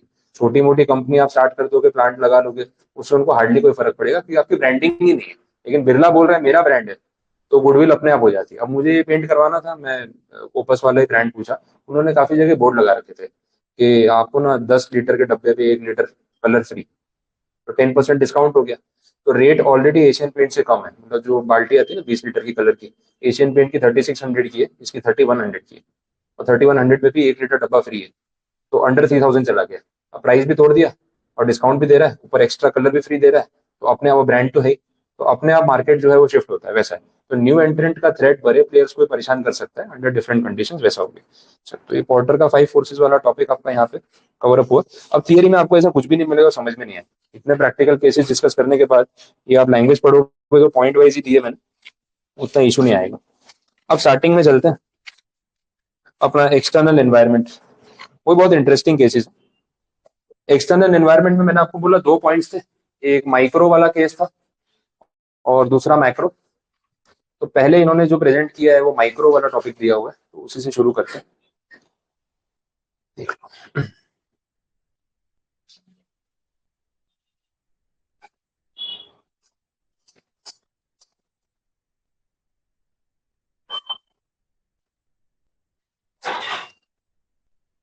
माइक्रो इकोनॉमिक फैक्टर्स को समझना है तो वो फैक्टर्स जो हमारे लिए एक्सटर्नल है बट डायरेक्टली कनेक्टेड है हमसे, वो लोग हमारी कंपनी के बाहर के लोग हैं, लेकिन उनसे हमारा one two one direct interaction या कनेक्शन है, तो उसको हम बोलेंगे एक्सटर्नल बट माइक्रो एनवायरनमेंट वैसा। सबसे पहले देख लो कौन है इसमें, हमारे सप्लायर्स, रॉ मटेरियल के suppliers. They are external to us, but they are directly connected to us, क्योंकि उनसे हमारा रेगुलर डीलिंग होता है। तो इनको हम माइक्रो एनवायरनमेंट का हिस्सा बोल सकते हैं। हमारे कस्टमर्स, इनको भी यहाँ पे कवर कर सकते हैं। तीसरा जो पॉइंट है, मार्क, अब इसमें देखो मैंने अंदर कंटेंट नहीं रखा है, बिकॉज ये चीजें आप अपने हिसाब से भी लिख सकते हो, तो अननेसेसरी फिर रिपीटेटिव चीजों को थोड़ा माइनस किया हुआ है। मार्केटिंग इंटरमीडिएरीज की बात हो रही है। मार्केटिंग इंटरमीडिएरीज में कौन कौन कवर होंगे वो समझ लो। काफी सारे लोग जो हमें हमारा बिजनेस चलाने में हेल्प करते हैं। जैसे एक एग्जांपल है, physical distribution, transportation, logistics. E commerce का एग्जांपल ले लो। अब ये मिंत्रा, फ्लिपकार्ट, अमेजोन, ये लोग जो अपना बिजनेस चला रहे हैं, तो इनको ना लॉजिस्टिक्स की बहुत जरूरत पड़ती है, बिकॉज सारा बिजनेस तो ऑनलाइन है। डिलीवरी खुद करते हैं या दूसरी कंपनीज के साथ टाई अप है? टाई अप है ना, ब्लू डार्ट है और ये सब जो कंपनीज हैं। अभी जो शैडो फॉक्स करके कंपनी है, और डिलीवरी है, ये सब जो, हाँ ये लिस्टेड है, डिलीवरी का भी लास्ट आईपीओ भी आया था। ये सारी कंपनीज जो है दे आर लॉजिस्टिक पार्टनर्स। इनको हम बोलेंगे मार्केटिंग इंटरमीडियरीज, क्योंकि इन कंपनीज के बिना मिंत्रा, फ्लिपकार्ट, अमेजोन कुछ नहीं कर पाएगा। सिर्फ ऑर्डर्स लेता रहेगा और डिलीवर नहीं करेगा तो काम कैसे चलेगा? तो इनकी रिक्वायरमेंट। सर्विस एजेंसीज में media firms, digital media platforms, social media, आजकल तो ये फुल टाइम हो गया ना डिजिटल मीडिया, तो कितने लोग कर रहे हैं, तो वो कवर हो जाएगा। फाइनेंशियल इंटरमीडियरीज, आपकी banks, insurance companies, payment apps, online payment, Paytm, Google पे, फोन पे, ये सब क्या है? Marketing intermediaries. क्या आप बिजनेस करो, पैसा ऑनलाइन मंगा लो, पेमेंट गेटवे सर्विसेज हम दे रहे हैं। रेजर पे, सुना रेजर पे के बारे में? रेजर पे is a payment gateway service. Payment gateway का मतलब ऑनलाइन पेमेंट करना है तो उसका जो सॉफ्टवेयर या एप्लीकेशन है, वो रेजर पे वाला प्रोवाइड कर रहा है। अभी ये क्लास प्लस का मेरा एप्लीकेशन है, तो आप इस पे जाके भी कोर्स बाई कर सकते हो। तो जब आप इस पे पेमेंट करोगे तो क्लास प्लस वाला मेरे तक पेमेंट पहुंचाएगा कैसे? तो उसके लिए उसको टेक्नोलॉजी पार्टनर चाहिए, वो रेजर पे है। तो आप क्लास प्लस के ऐप पे जब पेमेंट करने जाओगे ना, तो वो रेजर पे के पेज पे ले जाएगा। अब रेजर पे वाले ने इंटीग्रेशन कर रखा है विद पेटीएम, विद गूगल पे, फोन पे, every merchant. Debit card, credit card में आपका रुपे कार्ड हो गया, मास्टर कार्ड हो गया, वीजा कार्ड हो गया, सबके साथ रेजर पे का टाई अप है। तो आपके पास कोई भी कार्ड या कोई भी ऐप पे अकाउंट है, तो आप रेजर पे के प्लेटफॉर्म के थ्रू क्लास प्लस वाले को पे कर सकते हो, और फिर वो क्लास प्लस वाला मुझे बैंक ट्रांसफर कर देगा। तो दैट इज इंटरमीडिएट, वो इंटीग्रेशन सर्विसेज प्रोवाइड कर रहा है। तो ये सब एग्जांपल्स यहाँ पे है, आप लिख लेना अगर आपको कुछ नाम नोट करके रखने हो। नेक्स्ट टाइम जब रिवाइज करोगे तो नाम देख के याद आ जाएगा क्या हो रहा है। ट्रांसपोर्ट फॉर्म्स में लिख लो, डिलीवरी लिख लो, डीएचएल है, ब्लू डार्ट है, ये सब कंपनीज के नाम नोट कर लो। थोड़ा लिखने की हैबिट रखना, तो ये सब सब्जेक्ट्स ना बाद में इजी लगेंगे।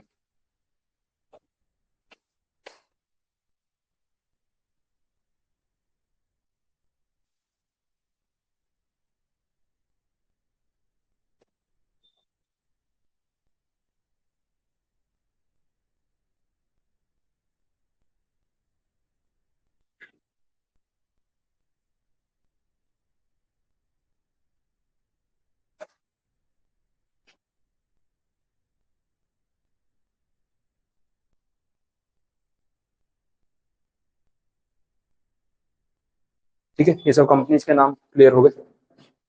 पेमेंट वाले में रेजर पे बेस्ट एग्जांपल है, उसके थ्रू आप कर सकते हैं। बिल डेस्क करके भी है, आप ये सीएस के पोर्टल पे पेमेंट करते हो ना, उसमें आता है बिल डेस्क और चालान। तो मुझे स्टूडेंट्स के मैसेज आते हैं, सर इसमें कौन सा ऑप्शन सिलेक्ट करना है देखो वो बिल डेस्क वाला है। और बिल डेस्क में भी कितनी बार वो बैंक के ऑप्शंस भी रहते हैं, तो उसमें तो आप कुछ भी सिलेक्ट करके पेमेंट करो, कोई फर्क नहीं पड़ता वैसा। तो ये सब integration, benefit services, intermediate services. फिर आ गए आपके कॉम्पिटिटर्स। कॉम्पिटिटर्स भी माइक्रो एनवायरनमेंट का हिस्सा है। आप उनसे डायरेक्टली डील नहीं करते, but directly you are impacted by their actions. तो इसलिए वो माइक्रो एनवायरनमेंट है, वो आपको ही डायरेक्टली इम्पैक्ट कर रहे हैं। तो इसमें तो कोई भी ब्रांड है ना, जोमेटो स्विगी देख लो, तो जोमेटो स्विगी आपस में एक दूसरे से कोई डील नहीं कर रहे, लेकिन जोमेटो अगर कुछ करेगा तो उसका इम्पैक्ट स्विगी पे डायरेक्टली पड़ेगा। तो माइक्रो एनवायरनमेंट का हिस्सा है, नियर बाय पेरीफेरी में, ये वैसा हो गया। और लास्ट में पब्लिक। सिर्फ पब्लिक वर्ड यूज किया, कस्टमर तो पीछे हो गया। ये पब्लिक में वो लोग आ गए जो आपके कस्टमर नहीं है, लेकिन फिर भी सोसाइटी में रह तो रहे, तो पोटेंशियल कस्टमर हो सकते हैं। आज कस्टमर नहीं है, कल हो सकते हैं, डिपेंड करता है। ठीक है, तो पब्लिक के साथ भी कम्युनिकेशन जो है नेसेसरी है, और इसके लिए भी कंपनीज एफर्ट करती रहती है। ये अपना अमूल वाला आपने देखा है, वो अमूल गर्ल कुछ ना कुछ टैगलाइन बना के उसके होर्डिंग्स लगे होते हैं। बीच में मैं पॉडकास्ट कोई देख रहा था, अमूल के ही कोई सीनियर मेंबर थे, तो उन्होंने बोला हमारी जो मार्केटिंग है वो किस तरीके से चलती है, तो बोला मिनिमम मार्केटिंग स्पेंड करके हम मैक्सिमम इम्पैक्ट क्रिएट करने की कोशिश करते हैं। तो ये राज शर्मानी का जो पॉडकास्ट आता है उस पर शायद आए थे वो, तो मैं थोड़ा क्लिप देखी थी। तो ये साइड के पूरे इंडिया में जो ये अमूल के होर्डिंग्स लगे होते हैं, तो अपने यहाँ पे ना अठवा गेट पे लगा हुआ है। अठवा गेट पे वो जो एरोप्लेन वाला सर्कल था ब्रिज के नीचे, उसके सामने ना एक अमूल का होर्डिंग बरसों से लगा हुआ है। मैं कितने साल से देख रहा हूँ कि वो स्पॉट उनका ही है। बट ऐसा होर्डिंग आपको ना बाकी सिटी में बहुत रेयर दिखेगा, कुछ लिमिटेड जगहों पे ही है। तो वो उनके मार्केटिंग हेड ने बोला कि बोले पूरे इंडिया में हमारे ऐसे सिर्फ 200 स्पॉट्स हैं पूरे इंडिया में। ओनली 200 साइट्स हैं जो होर्डिंग्स हमने ले रखे हैं, और ये पूरा साल बुक रहते हैं, 365 डेज वो होर्डिंग हमारा ही है, और किसी को देगा भी नहीं, और हम वो खाली भी नहीं करते। और बोले बरसों से वही चल रहा है। तो उसने पूछा यार पूरे इंडिया में सिर्फ 200, बहुत छोटा नंबर नहीं है ये? सिटीज पता नहीं कितने सारे हंड्रेड्स में ज्यादा होंगे, और आपने सिर्फ 200 स्पॉट सिलेक्ट कर रखे हैं। तो इतना इम्पैक्टफुल कैसे है? क्योंकि अमूल वाला जैसे वर्ल्ड कप जीत गए तो वो टैगलाइन बना के उसमें फोटो लगा देगा करंट जो भी चल रहा है उसके रिगार्डिंग। बोले इतना इम्पैक्ट कैसे है? बोले वही पॉइंट है, हमारी टीम ने रिसर्च वैसी की है कि हर जगह पे ना एक सेंटर लोकेशन ऐसी ढूंढी हुई है कि जहां से इम्पैक्ट क्रिएट हो, मेजोरिटी व्यूअरशिप आए, और वो हमने पकड़ के रखा है। हर गली में लगा देंगे उसका कोई मतलब नहीं, हमें बजट कंट्रोल करना था। तो हर सिलेक्टेड सिटीज में सिलेक्टेड स्पॉट पे आपको हमारा होर्डिंग दिखेगा, हर जगह नहीं। बट बोलो जो टैगलाइन हम यूज कर रहे हैं ना, उसका इम्पैक्ट वैसा है कि वो अपने आप माउथ पब्लिसिटी से भी सर्कुलेट हो जाता है। और अब तो बोले सोशल मीडिया भी है, वहां उतना कॉस्ट लग नहीं रहा है। अब अमूल का प्रोडक्ट आप खरीदते हो तो नहीं खरीदते हो, लेकिन वो टैगलाइन तो पढ़ रहे हो ना। तो वो लोग पब्लिक के साथ भी अपना एक कनेक्शन बनाने की कोशिश कर रहे हैं। अगर आपको टैगलाइन अच्छी लगी, नेक्स्ट टाइम आप दुकान में जाओगे तो शायद अमूल के प्रोडक्ट पे आपका ध्यान जाएगा। तो मार्केटिंग के लिए वो चीजें वो लोग यूज करते हैं वैसे, तो ये भी पॉइंट है। तो पब्लिक के साथ भी अपना जो कनेक्शन है वो माइक्रो एनवायरनमेंट का ही एक पार्ट है, ऐसा बोला हुआ है। तो ये 5 स्पेसिफिक पॉइंट्स हो गए। अब ये 5 पॉइंट्स आपके ध्यान में रहेंगे तो आप पूरा आंसर लिख सकते हो। एग्जाम में क्वेश्चन वैसे ही बनेंगे, माइक्रो एनवायरनमेंट के सारे फैक्टर्स डायरेक्टली इनडायरेक्टली आपको पूछे जा सकते हैं। 5 पॉइंट्स के हिसाब से 5 मार्क्स का क्वेश्चन है। नेक्स्ट अब मैक्रो एनवायरनमेंट है, इसमें भी कुछ चीजें हैं वो भी समझ लेते हैं। मैक्रो एनवायरनमेंट का सबसे पहला जो फैक्टर है that is the economic factor. Economic factor में आपने स्कूल में जितनी इकोनॉमिक्स पढ़ी है ना, उसके जो भी इंपॉर्टेंट टॉपिक्स है ना, आप उठा के लिख सकते हैं। अब इकोनॉमिक्स की जब भी बात होती है ना, तो जीडीपी आ जाता है, नेशनल इनकम आ जाता है, ठीक है, पर कैपिटा इनकम आ जाता है। ये वही पॉइंट्स है, कुछ भी नया नहीं है। आपको थोड़ा स्मार्ट बनना पड़ता है कि अच्छा इसमें ये पॉइंट्स लिखने हैं, तो उसके अराउंड आप लिखोगे आंसर बन जाएगा। देख लैंग्वेज में वही बोला हुआ है। इकोनॉमिक एनवायरनमेंट में सारी चीजें आ जाती है, GDP, national income, per capita income, trade cycle, money का supply, fiscal policy, population explosion, fiscal deficit, ये सब चीजें लिख दो। आप इनमें से 2-4 पॉइंट समझाओगे, इकोनॉमिक एनवायरनमेंट का एक्सप्लेनेशन अपने आप कवर हो गया वैसे। तो ये उतना टेक्निकल है नहीं। फिर वो कैपिटलिस्ट इकोनॉमी, सोशलिस्ट इकोनॉमी पढ़ा है सब स्कूल में? क्या था, कुछ याद है? मीनिंग बता दो थोड़ा, डेफिनेशन नहीं चाहिए मुझे, आप अपने वर्ड्स में बोल सकते हो। या आपको क्या मतलब ध्यान में है? सोशलिस्ट और कैपिटलिस्ट और मिक्स्ड इकोनॉमी, 3 पॉइंट्स थे। इंडिया एक साइड लेती ही नहीं है, वी आर मिक्स्ड इकोनॉमी। हाँ, वैसा है। तो कैपिटलिस्ट और सोशल इकोनॉमी में क्या?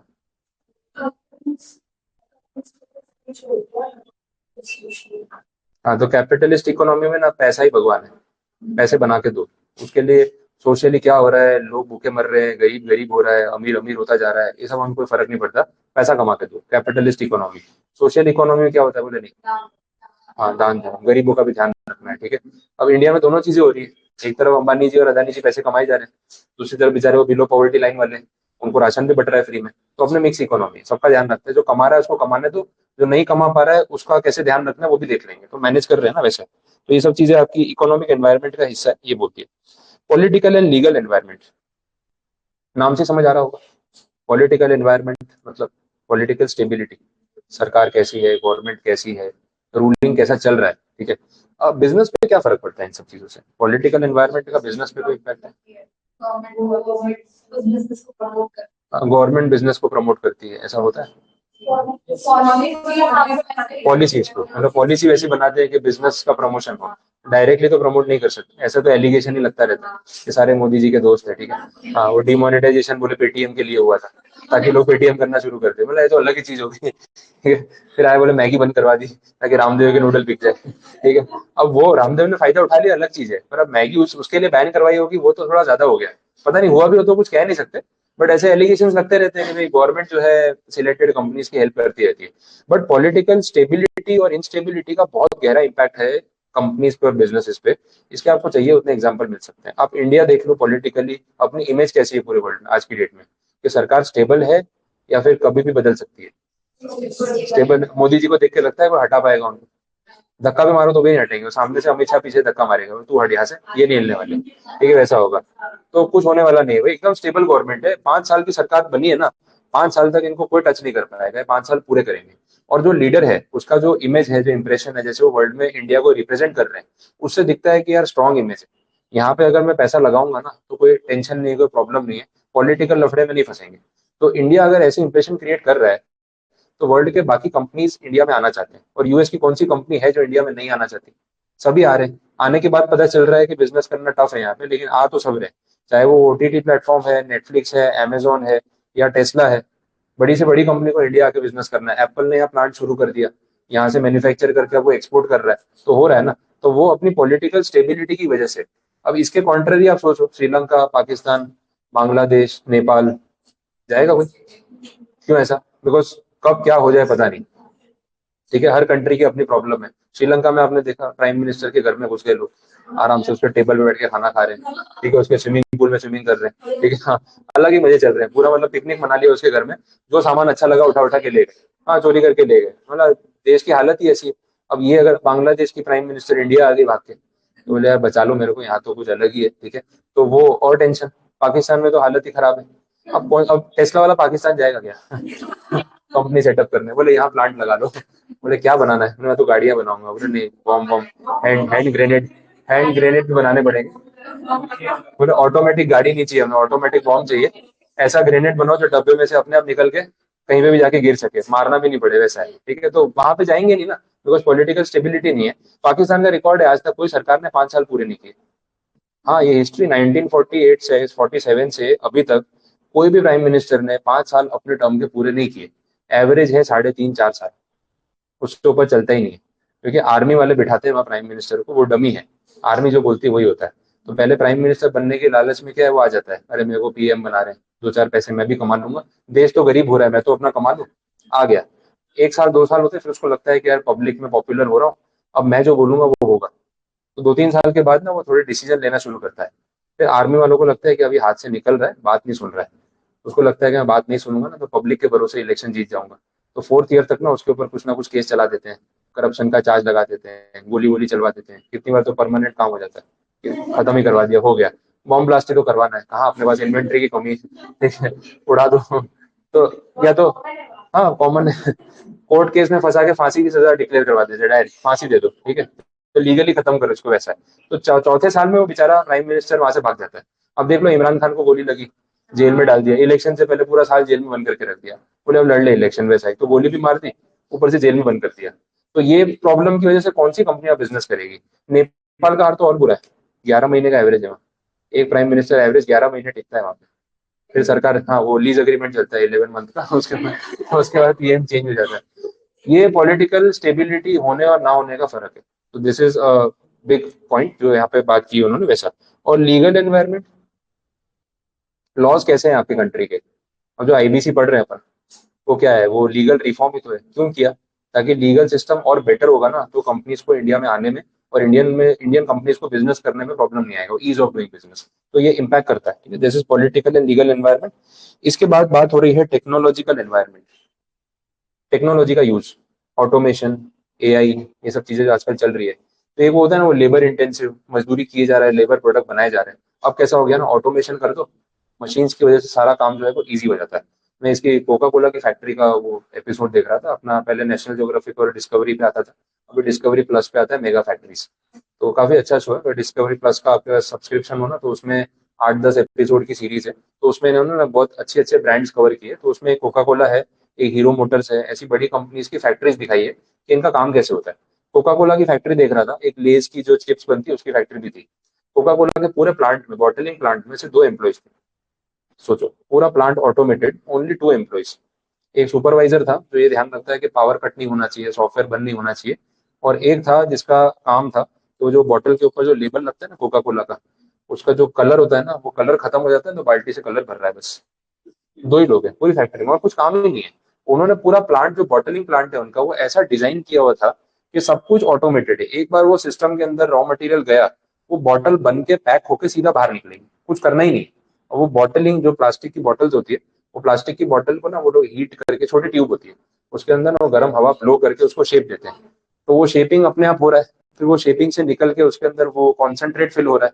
कॉन्सेंट्रेट का फॉर्मूला सबको पता नहीं, वो दूसरे प्लांट पे बनता है, यहाँ पे आके सिर्फ उसमें फिलअप होता है। फिर उसमें सोडा फिलअप कर रहे हैं, फिर उसको कैप बंद कर रहे हो, कैप भी अपने आप उसके ऊपर बंद हो रहा है।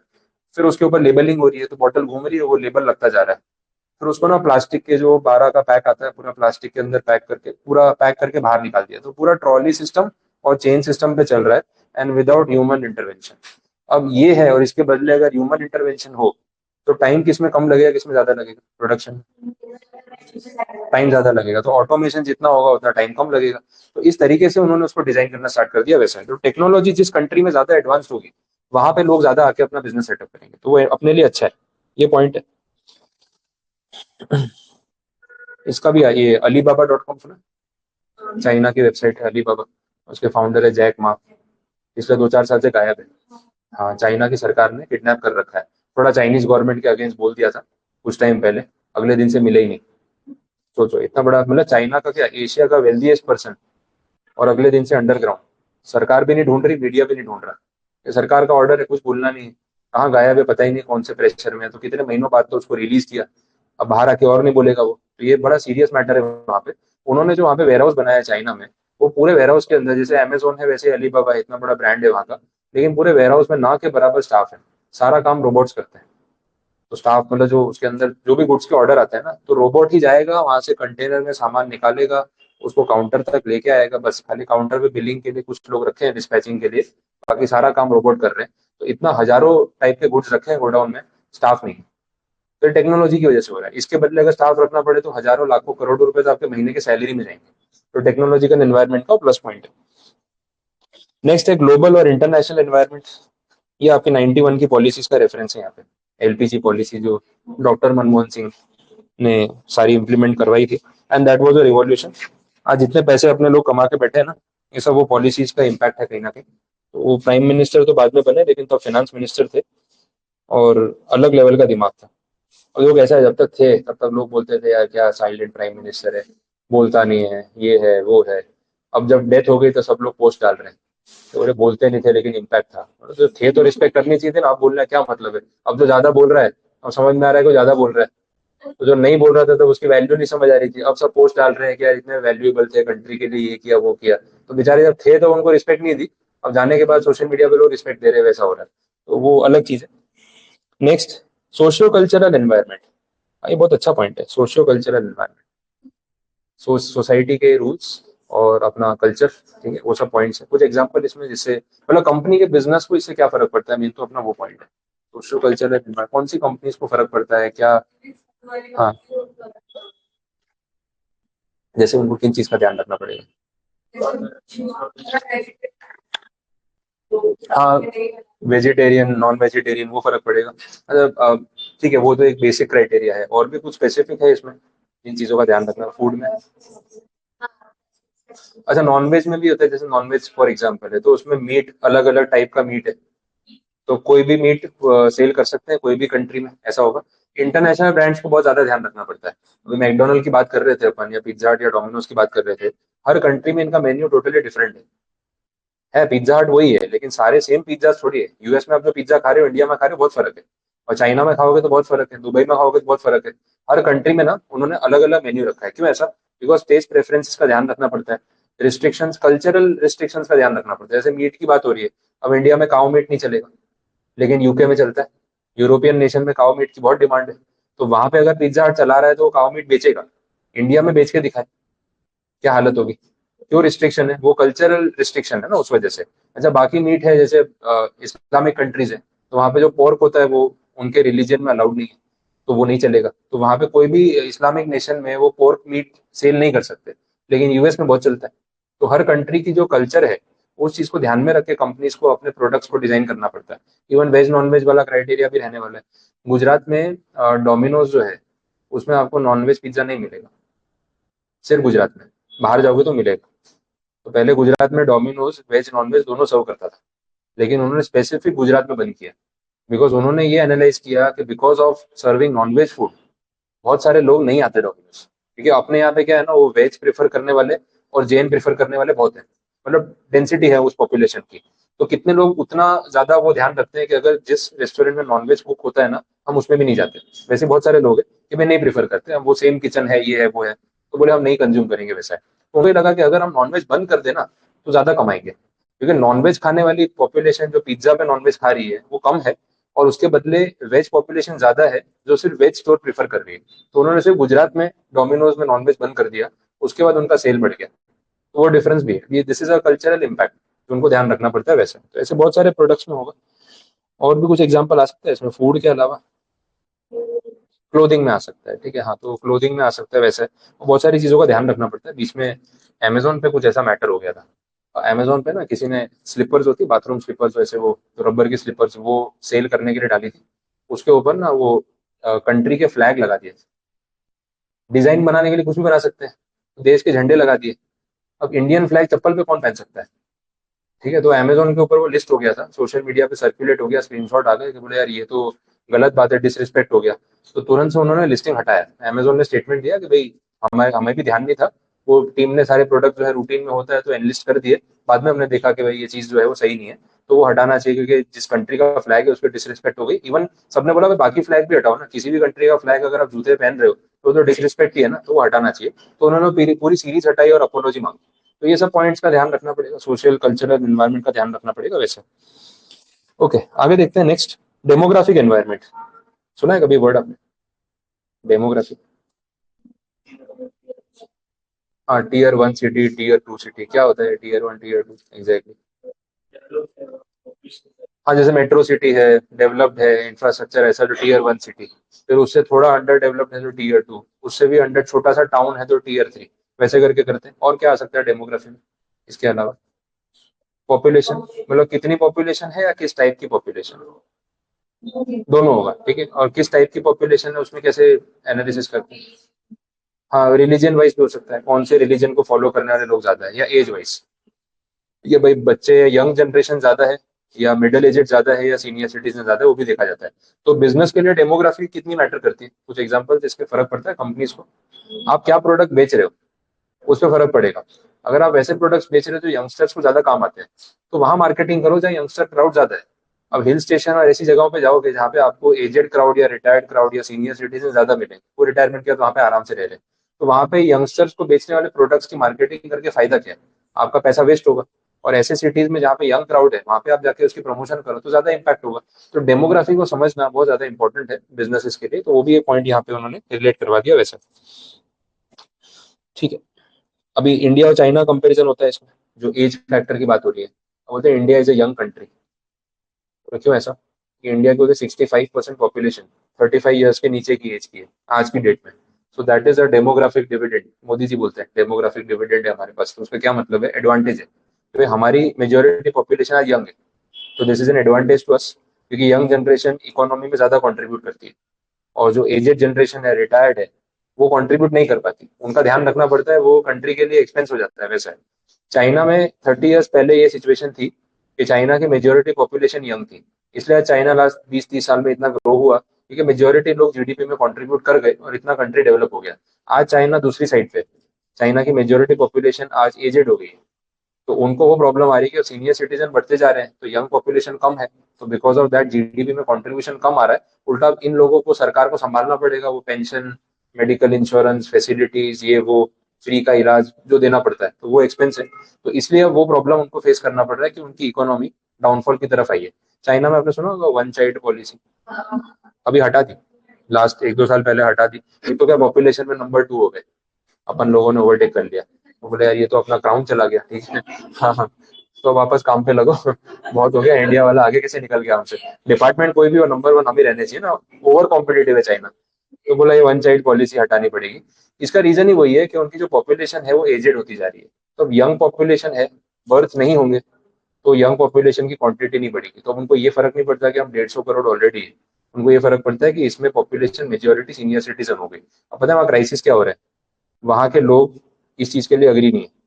पहले ऐसा था कि चाइना में लोगों को बच्चे करने थे, गवर्नमेंट ने बोला नहीं एक से ज्यादा अलाउड नहीं है, अगर एक से ज्यादा हुआ ना तो उसको कोई सिविल राइट्स नहीं मिलेंगे और मिलिट्री में भेज देंगे कंपलसरी, ऐसा रूल बना दिया।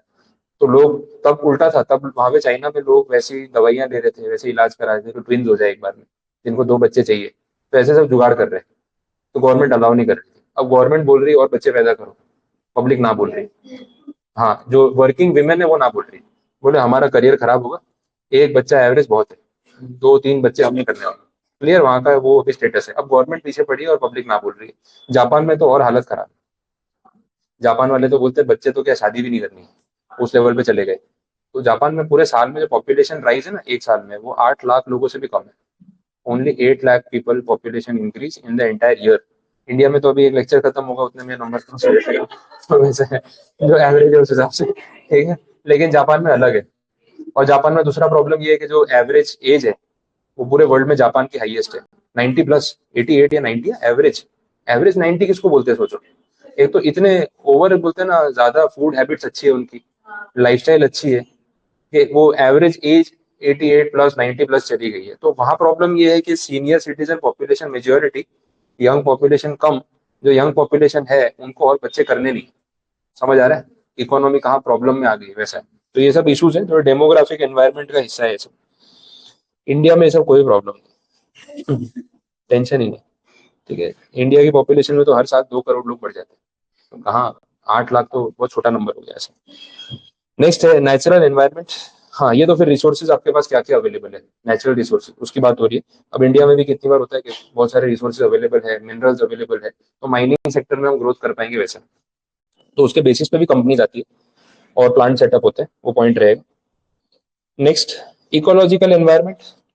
हाँ, इसमें ये चीजें बता दी, इकोलॉजी आपका एनवायरनमेंट कैसा है, एयर क्लीन है या नहीं, सोलर एनर्जी जनरेट हो सकती है या नहीं, उस टाइप की अगर फैसिलिटीज अवेलेबल। अभी इंडिया में सोलर एनर्जी पे कितना काम हो रहा है, क्यों ऐसा, क्योंकि हमारा एनवायरनमेंट उस चीज के लिए फ्रेंडली है। इतनी गर्मी पड़ती है तो सोलर एनर्जी जनरेट करने के लिए बेस्ट लोकेशन हो सकती है वैसा है, तो इसलिए उस चीज पे ध्यान दिया जा रहा है। तो ये सब पॉइंट्स मैटर करेंगे। और कुछ है इकोलॉजिकल में, पॉल्यूशन कंट्रोल की बात भी हो रही है। कितना जरूरी है पॉल्यूशन पे फोकस करना, काफी। अभी तो गवर्नमेंट उस चीज के पीछे पड़ी है कि भाई पॉल्यूशन जो है वो कम करो। Eco friendly products, eco friendly का काफी ट्रेंड है, अपने फेस्टिव सीजन में खास होता है।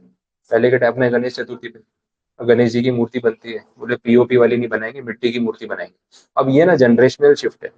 आपकी मेरी अपनी जनरेशन जो है ना, अपने ये सब समझते हैं कि यार इको फ्रेंडली ज्यादा अच्छा है एनवायरनमेंट के लिए। पुरानी जनरेशन वाले इस पे इतना फोकस नहीं करते थे। तो सोसाइटीज में भी जो मैनेजमेंट होता था ना, आजकल सब यंग लोगों के हाथ में टप्पू सेना होती है हर सोसाइटी में, ठीक है? उनको ये काम पकड़ा देते हैं कि भाई तुम लोग कर लेना।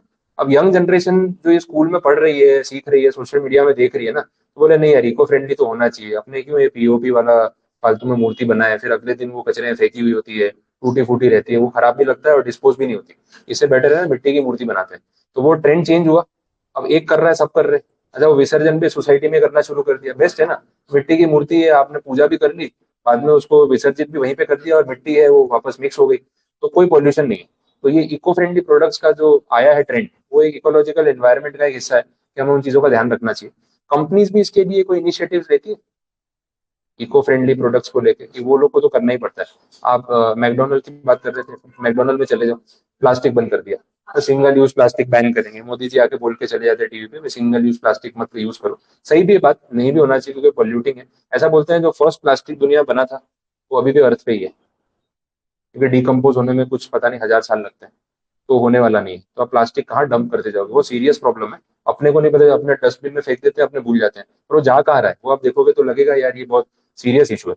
तो सिंगल यूज प्लास्टिक बैन करने की जब बात की, तो बड़े ब्रांड्स को तो गवर्नमेंट पुश करती है, भाई तुम तो एग्जाम्पल सेट करो, तुम बंद नहीं करोगे बाकी लोग क्या सोचेंगे। मैकडोनल्ड वाले ने बंद कर दिया, अब उसमें प्रॉब्लम है। एटलीस्ट वो स्ट्रॉ वाला इशू बड़ा खतरनाक है उसको। हाँ, ये वो कोक फ्लोट और आइसक्रीम कोल्ड ड्रिंक ले लिया आपने, वो कोल्ड ड्रिंक खत्म होने से पहले स्ट्रॉ ही पिघल जाती है। तो बोला ये तो या तो फिर तो कंज्यूमेबल ही दे दे कि हम खा ही सके उसको, वैसे पेपर स्ट्रॉ तो पूरी मेल्ट हो जाती है, तो कोल्ड ड्रिंक जल्दी खत्म करनी पड़ती है, वो इशू है। अब मैकडोनल्ड को पूछा मैंने, यार तू स्ट्रॉ तो कम से कम प्लास्टिक की रख ले। बोले सर कंपनी की पॉलिसी है, अभी वो single use plastic totally ban है। बोला पर कन्वीनियंस भी देखनी पड़ेगी ना। बोले नहीं पॉलिसी है तो ये नहीं रख सकते। बोला तू तेरे स्टोर पे रख ले। बोले सर फ्रेंचाइज है ना, हम कंपनी के अलावा कुछ भी एक्स्ट्रा रखेंगे और पता चल गया तो प्रॉब्लम हो जाएगी, तो वो अलाउड नहीं है वैसा है। एक बार स्टारबक्स से कॉफी मंगवाई पार्सल, तो उसने जो पैकिंग भेजा ना, उसमें क्रेडिट कार्ड पे ऑफर था जोमेटो पे। अब अपने तो क्या इन्वेस्टर की फंडिंग यूज करेंगे वैसा, तो मैंने उतना पैसे खर्च नहीं किए जितने वो मांग रहा था। और क्रेडिट कार्ड पे ऑफर था, कूपन कोड लगाया, ये वो करके ना बहुत अलग सस्ते रेट में आ गया। बिलीव नहीं करोगे मैंने कितने मंगाई स्टारबक्स कॉफी, आई थिंक 16 रुपए में। हाँ हाँ। हाँ एक बार उसके पहले क्या है, 2-3 ऑर्डर किए थे तो आईसीआईसीआई का क्रेडिट कार्ड था, तो उसमें ऐसा था भाई इतने का ऑर्डर किया तो इतने रुपए का आपको क्रेडिट्स मिल जाएंगे, तो वो सब अक्यूमुलेट हो गए ना। तो 200-250 रुपए कुछ क्रेडिट अक्यूमुलेट हो गए। फिर कुछ कूपन डिस्काउंट जोमेटो का भी था, ऐसे वैसे करके ना, तो 350 की कॉफी ना 16 रुपए में आ गई घर पे, वैसा हो गया। तो वो भी मंगवाई मैंने पार्सल, मतलब यूज हो रहे क्रेडिट तो मंगवाओ, फिर तो स्टारबक्स की पियेंगे और क्यों कहीं और से मंगाएंगे वैसा। तो मैंने मेरी वाइफ को पूछा, मतलब कॉफी कहाँ से पीनी है, तो ऐसे ऑप्शन दिए, तो एक वो अजयस वाला नहीं अपना, हाँ बोला अजयस की पिएगी या स्टारबक्स की। उसने बोला ऑब्वियसली अजयस की, स्टारबक्स की कौन मंगाएगा। मतलब रुक तेरे को ना अजयस से सस्ती कॉफी में स्टारबक्स की मंगा के देता हूँ। बोला कुछ भी बोल रहा है, हो ही नहीं सकता। तो अजयस वाला 30 रुपए की दे रहा है, मैं 16 रुपए मंगवा रहा हूँ, तो मतलब बात तो सही है। फिर मंगवाई तो बोला अच्छा ये स्कीम है इसलिए इतना सस्ते में आ गई, तो सच में स्टारबक्स वाली मंगाई। अब उनका जो पैकिंग था, हार्डली मतलब पूरे पैकिंग में ना सिर्फ एक जो उसका कैप था वो प्लास्टिक का था, बाकी पूरा कार्डबोर्ड और पेपर। और स्पेशली उन्होंने मेंशन किया था कि भाई हमने पूरी कोशिश की है, जेन्यूनली लिखा था बहुत, जो टाटा ग्रुप है ना थोड़ा ज्यादा ही जेन्यून है। तो उन्होंने बोला भी कि हम 100% तो रिसाइकलेबल नहीं यूज कर पाए, but this is almost 95 to 98% something उन्होंने कोट किया था, कि इतना परसेंट हमारा ये पूरा पैकिंग मटेरियल रिसाइकलेबल है, and this is not harmful to the environment. खाली वो कैप प्लास्टिक का था, इवन स्ट्रॉ भी उनकी वो मटेरियल की थी जो डिकम्पोज हो सकती है, वैसा था। तो इतने बड़े ब्रांड्स ना उस चीज पे एफर्ट कर रहे हैं। पैसा तो अपने से ले रहे होंगे, कार्डबोर्ड का ऑब्वियस है, प्लास्टिक सस्ता पड़ता है, लेकिन इनिशिएटिव तो ले रहे हैं ना, उस चीज का फर्क पड़ता है। सेम केस जोमेटो का है, आप जोमेटो पे ऑर्डर करके देखना, उसमें वो कटलरी वाला ऑप्शन आता है, वो बड़ा खराब ऑप्शन है। पहले उन्होंने क्या किया, ऑप्शन डाला कि बोले अगर आपको कटलरी नहीं चाहिए अवॉइड प्लास्टिक, तो आप ऑप्शन सिलेक्ट कर दो कि मैं घर पे बैठा हूँ तो कटलरी चाहिए, प्लेट वो सब हो गई, तो पेपर प्लेट और प्लास्टिक और ये सब स्पून वून मत भेजना। बट वो किसको ध्यान रहता है, अब भूख लगी खाना ऑर्डर कर रहा हूँ, तो मैं प्लास्टिक का सोचूंगा खाने का सोचूंगा। ऑर्डर किया फटाफट निकल गए। तो उन्होंने ये ऑब्जर्व किया टीम ने कि यार कोई फर्क ही नहीं पड़ा, हमने ऑप्शन डाला कि भाई प्लास्टिक अवॉइड करो, कोई सिलेक्ट नहीं करता। इन्होंने उल्टा कर दिया, बाई डिफॉल्ट वो ऑप्शन एनेबल कर दिया। अब जब आप ऑर्डर करते हो ना तो उसमें no cutlery, don't send cutlery by default tick होता है। अब आपने और ध्यान नहीं दिया ना, तो ऑफिस पे खाना मंगवाया, चम्मच वम्मच कुछ नहीं आया, ठीक है, खाना आ गया, डब्बा आ गया, प्लास्टिक स्पून नहीं भेजी। अब आपको गुस्सा चढ़ रहा है, बोले यार ये क्या सर्विस है, अकल नहीं तुम्हारे में, कम से कम स्पून तो भेजो। जोमेटो वाला बोल रहे नहीं, आपको ऑप्शन हटाना पड़ेगा डोंट सेंड कटलरी वाला, और आपको टिक करना पड़ेगा मुझे चाहिए, तो ही भेजेगा रेस्टोरेंट वाला, नहीं तो नहीं भेजेगा। इससे फर्क पड़ गया। अब 2-4 बार आप भूल जाओगे, आपको गुस्सा आएगा, लेकिन नेक्स्ट टाइम आपको याद रहेगा कि पिछली बार ऐसा हुआ था, याद से ऑप्शन जो है ना वो चेंज करना है। तो उससे वो प्लास्टिक का यूज जो है ना कम हो गया। फिर पता है क्या होता है, आप ऑर्डर करते हो ना, बाद में वो फीडबैक नहीं मांगता, उसमें वो फीडबैक में पूछता है कि did the restaurant send cutlery. तो अगर आपने डोंट वाला ऑप्शन किया था फिर भी रेस्टोरेंट सोचेगा छोड़ना, मैं क्या दिमाग लगाऊं, मैं तो भेज देता हूँ। हम लोग नहीं सोचते कि जोमेटो पे क्या लिखा है, अपना तो क्या फिक्स है कि भाई पैकिंग में ये सब चीजें देनी है, तो प्लास्टिक की चम्मच रख दी। अब अगर आपने टिक किया कि हाँ कटलरी आई थी, तो होटल वाले को बोलेगा यार ऑप्शन था डोंट सेंड कटलरी, तो क्यों भेज रहा है, तो प्लास्टिक तो कम हुआ ही नहीं ना। अब ऐसा दिमाग कंपनी क्यों लगा दी, क्योंकि ये सब चीजों का भी उनको ध्यान रखना, इको फ्रेंडली वाला ये चलता रहता है। तो इसके साथ आपका ना ये इंटरनल सॉरी एक्सटर्नल एनवायरनमेंट में माइक्रो एंड मैक्रो, ये दो चीजें खत्म हो गई। अब इस चैप्टर में खाली इंटरनल एनवायरनमेंट बचा है, वो अपने कल के लिए रखते हैं। ठीक है, यहाँ तक कुछ पूछना है तो बताओ, क्लियर है पॉइंट्स।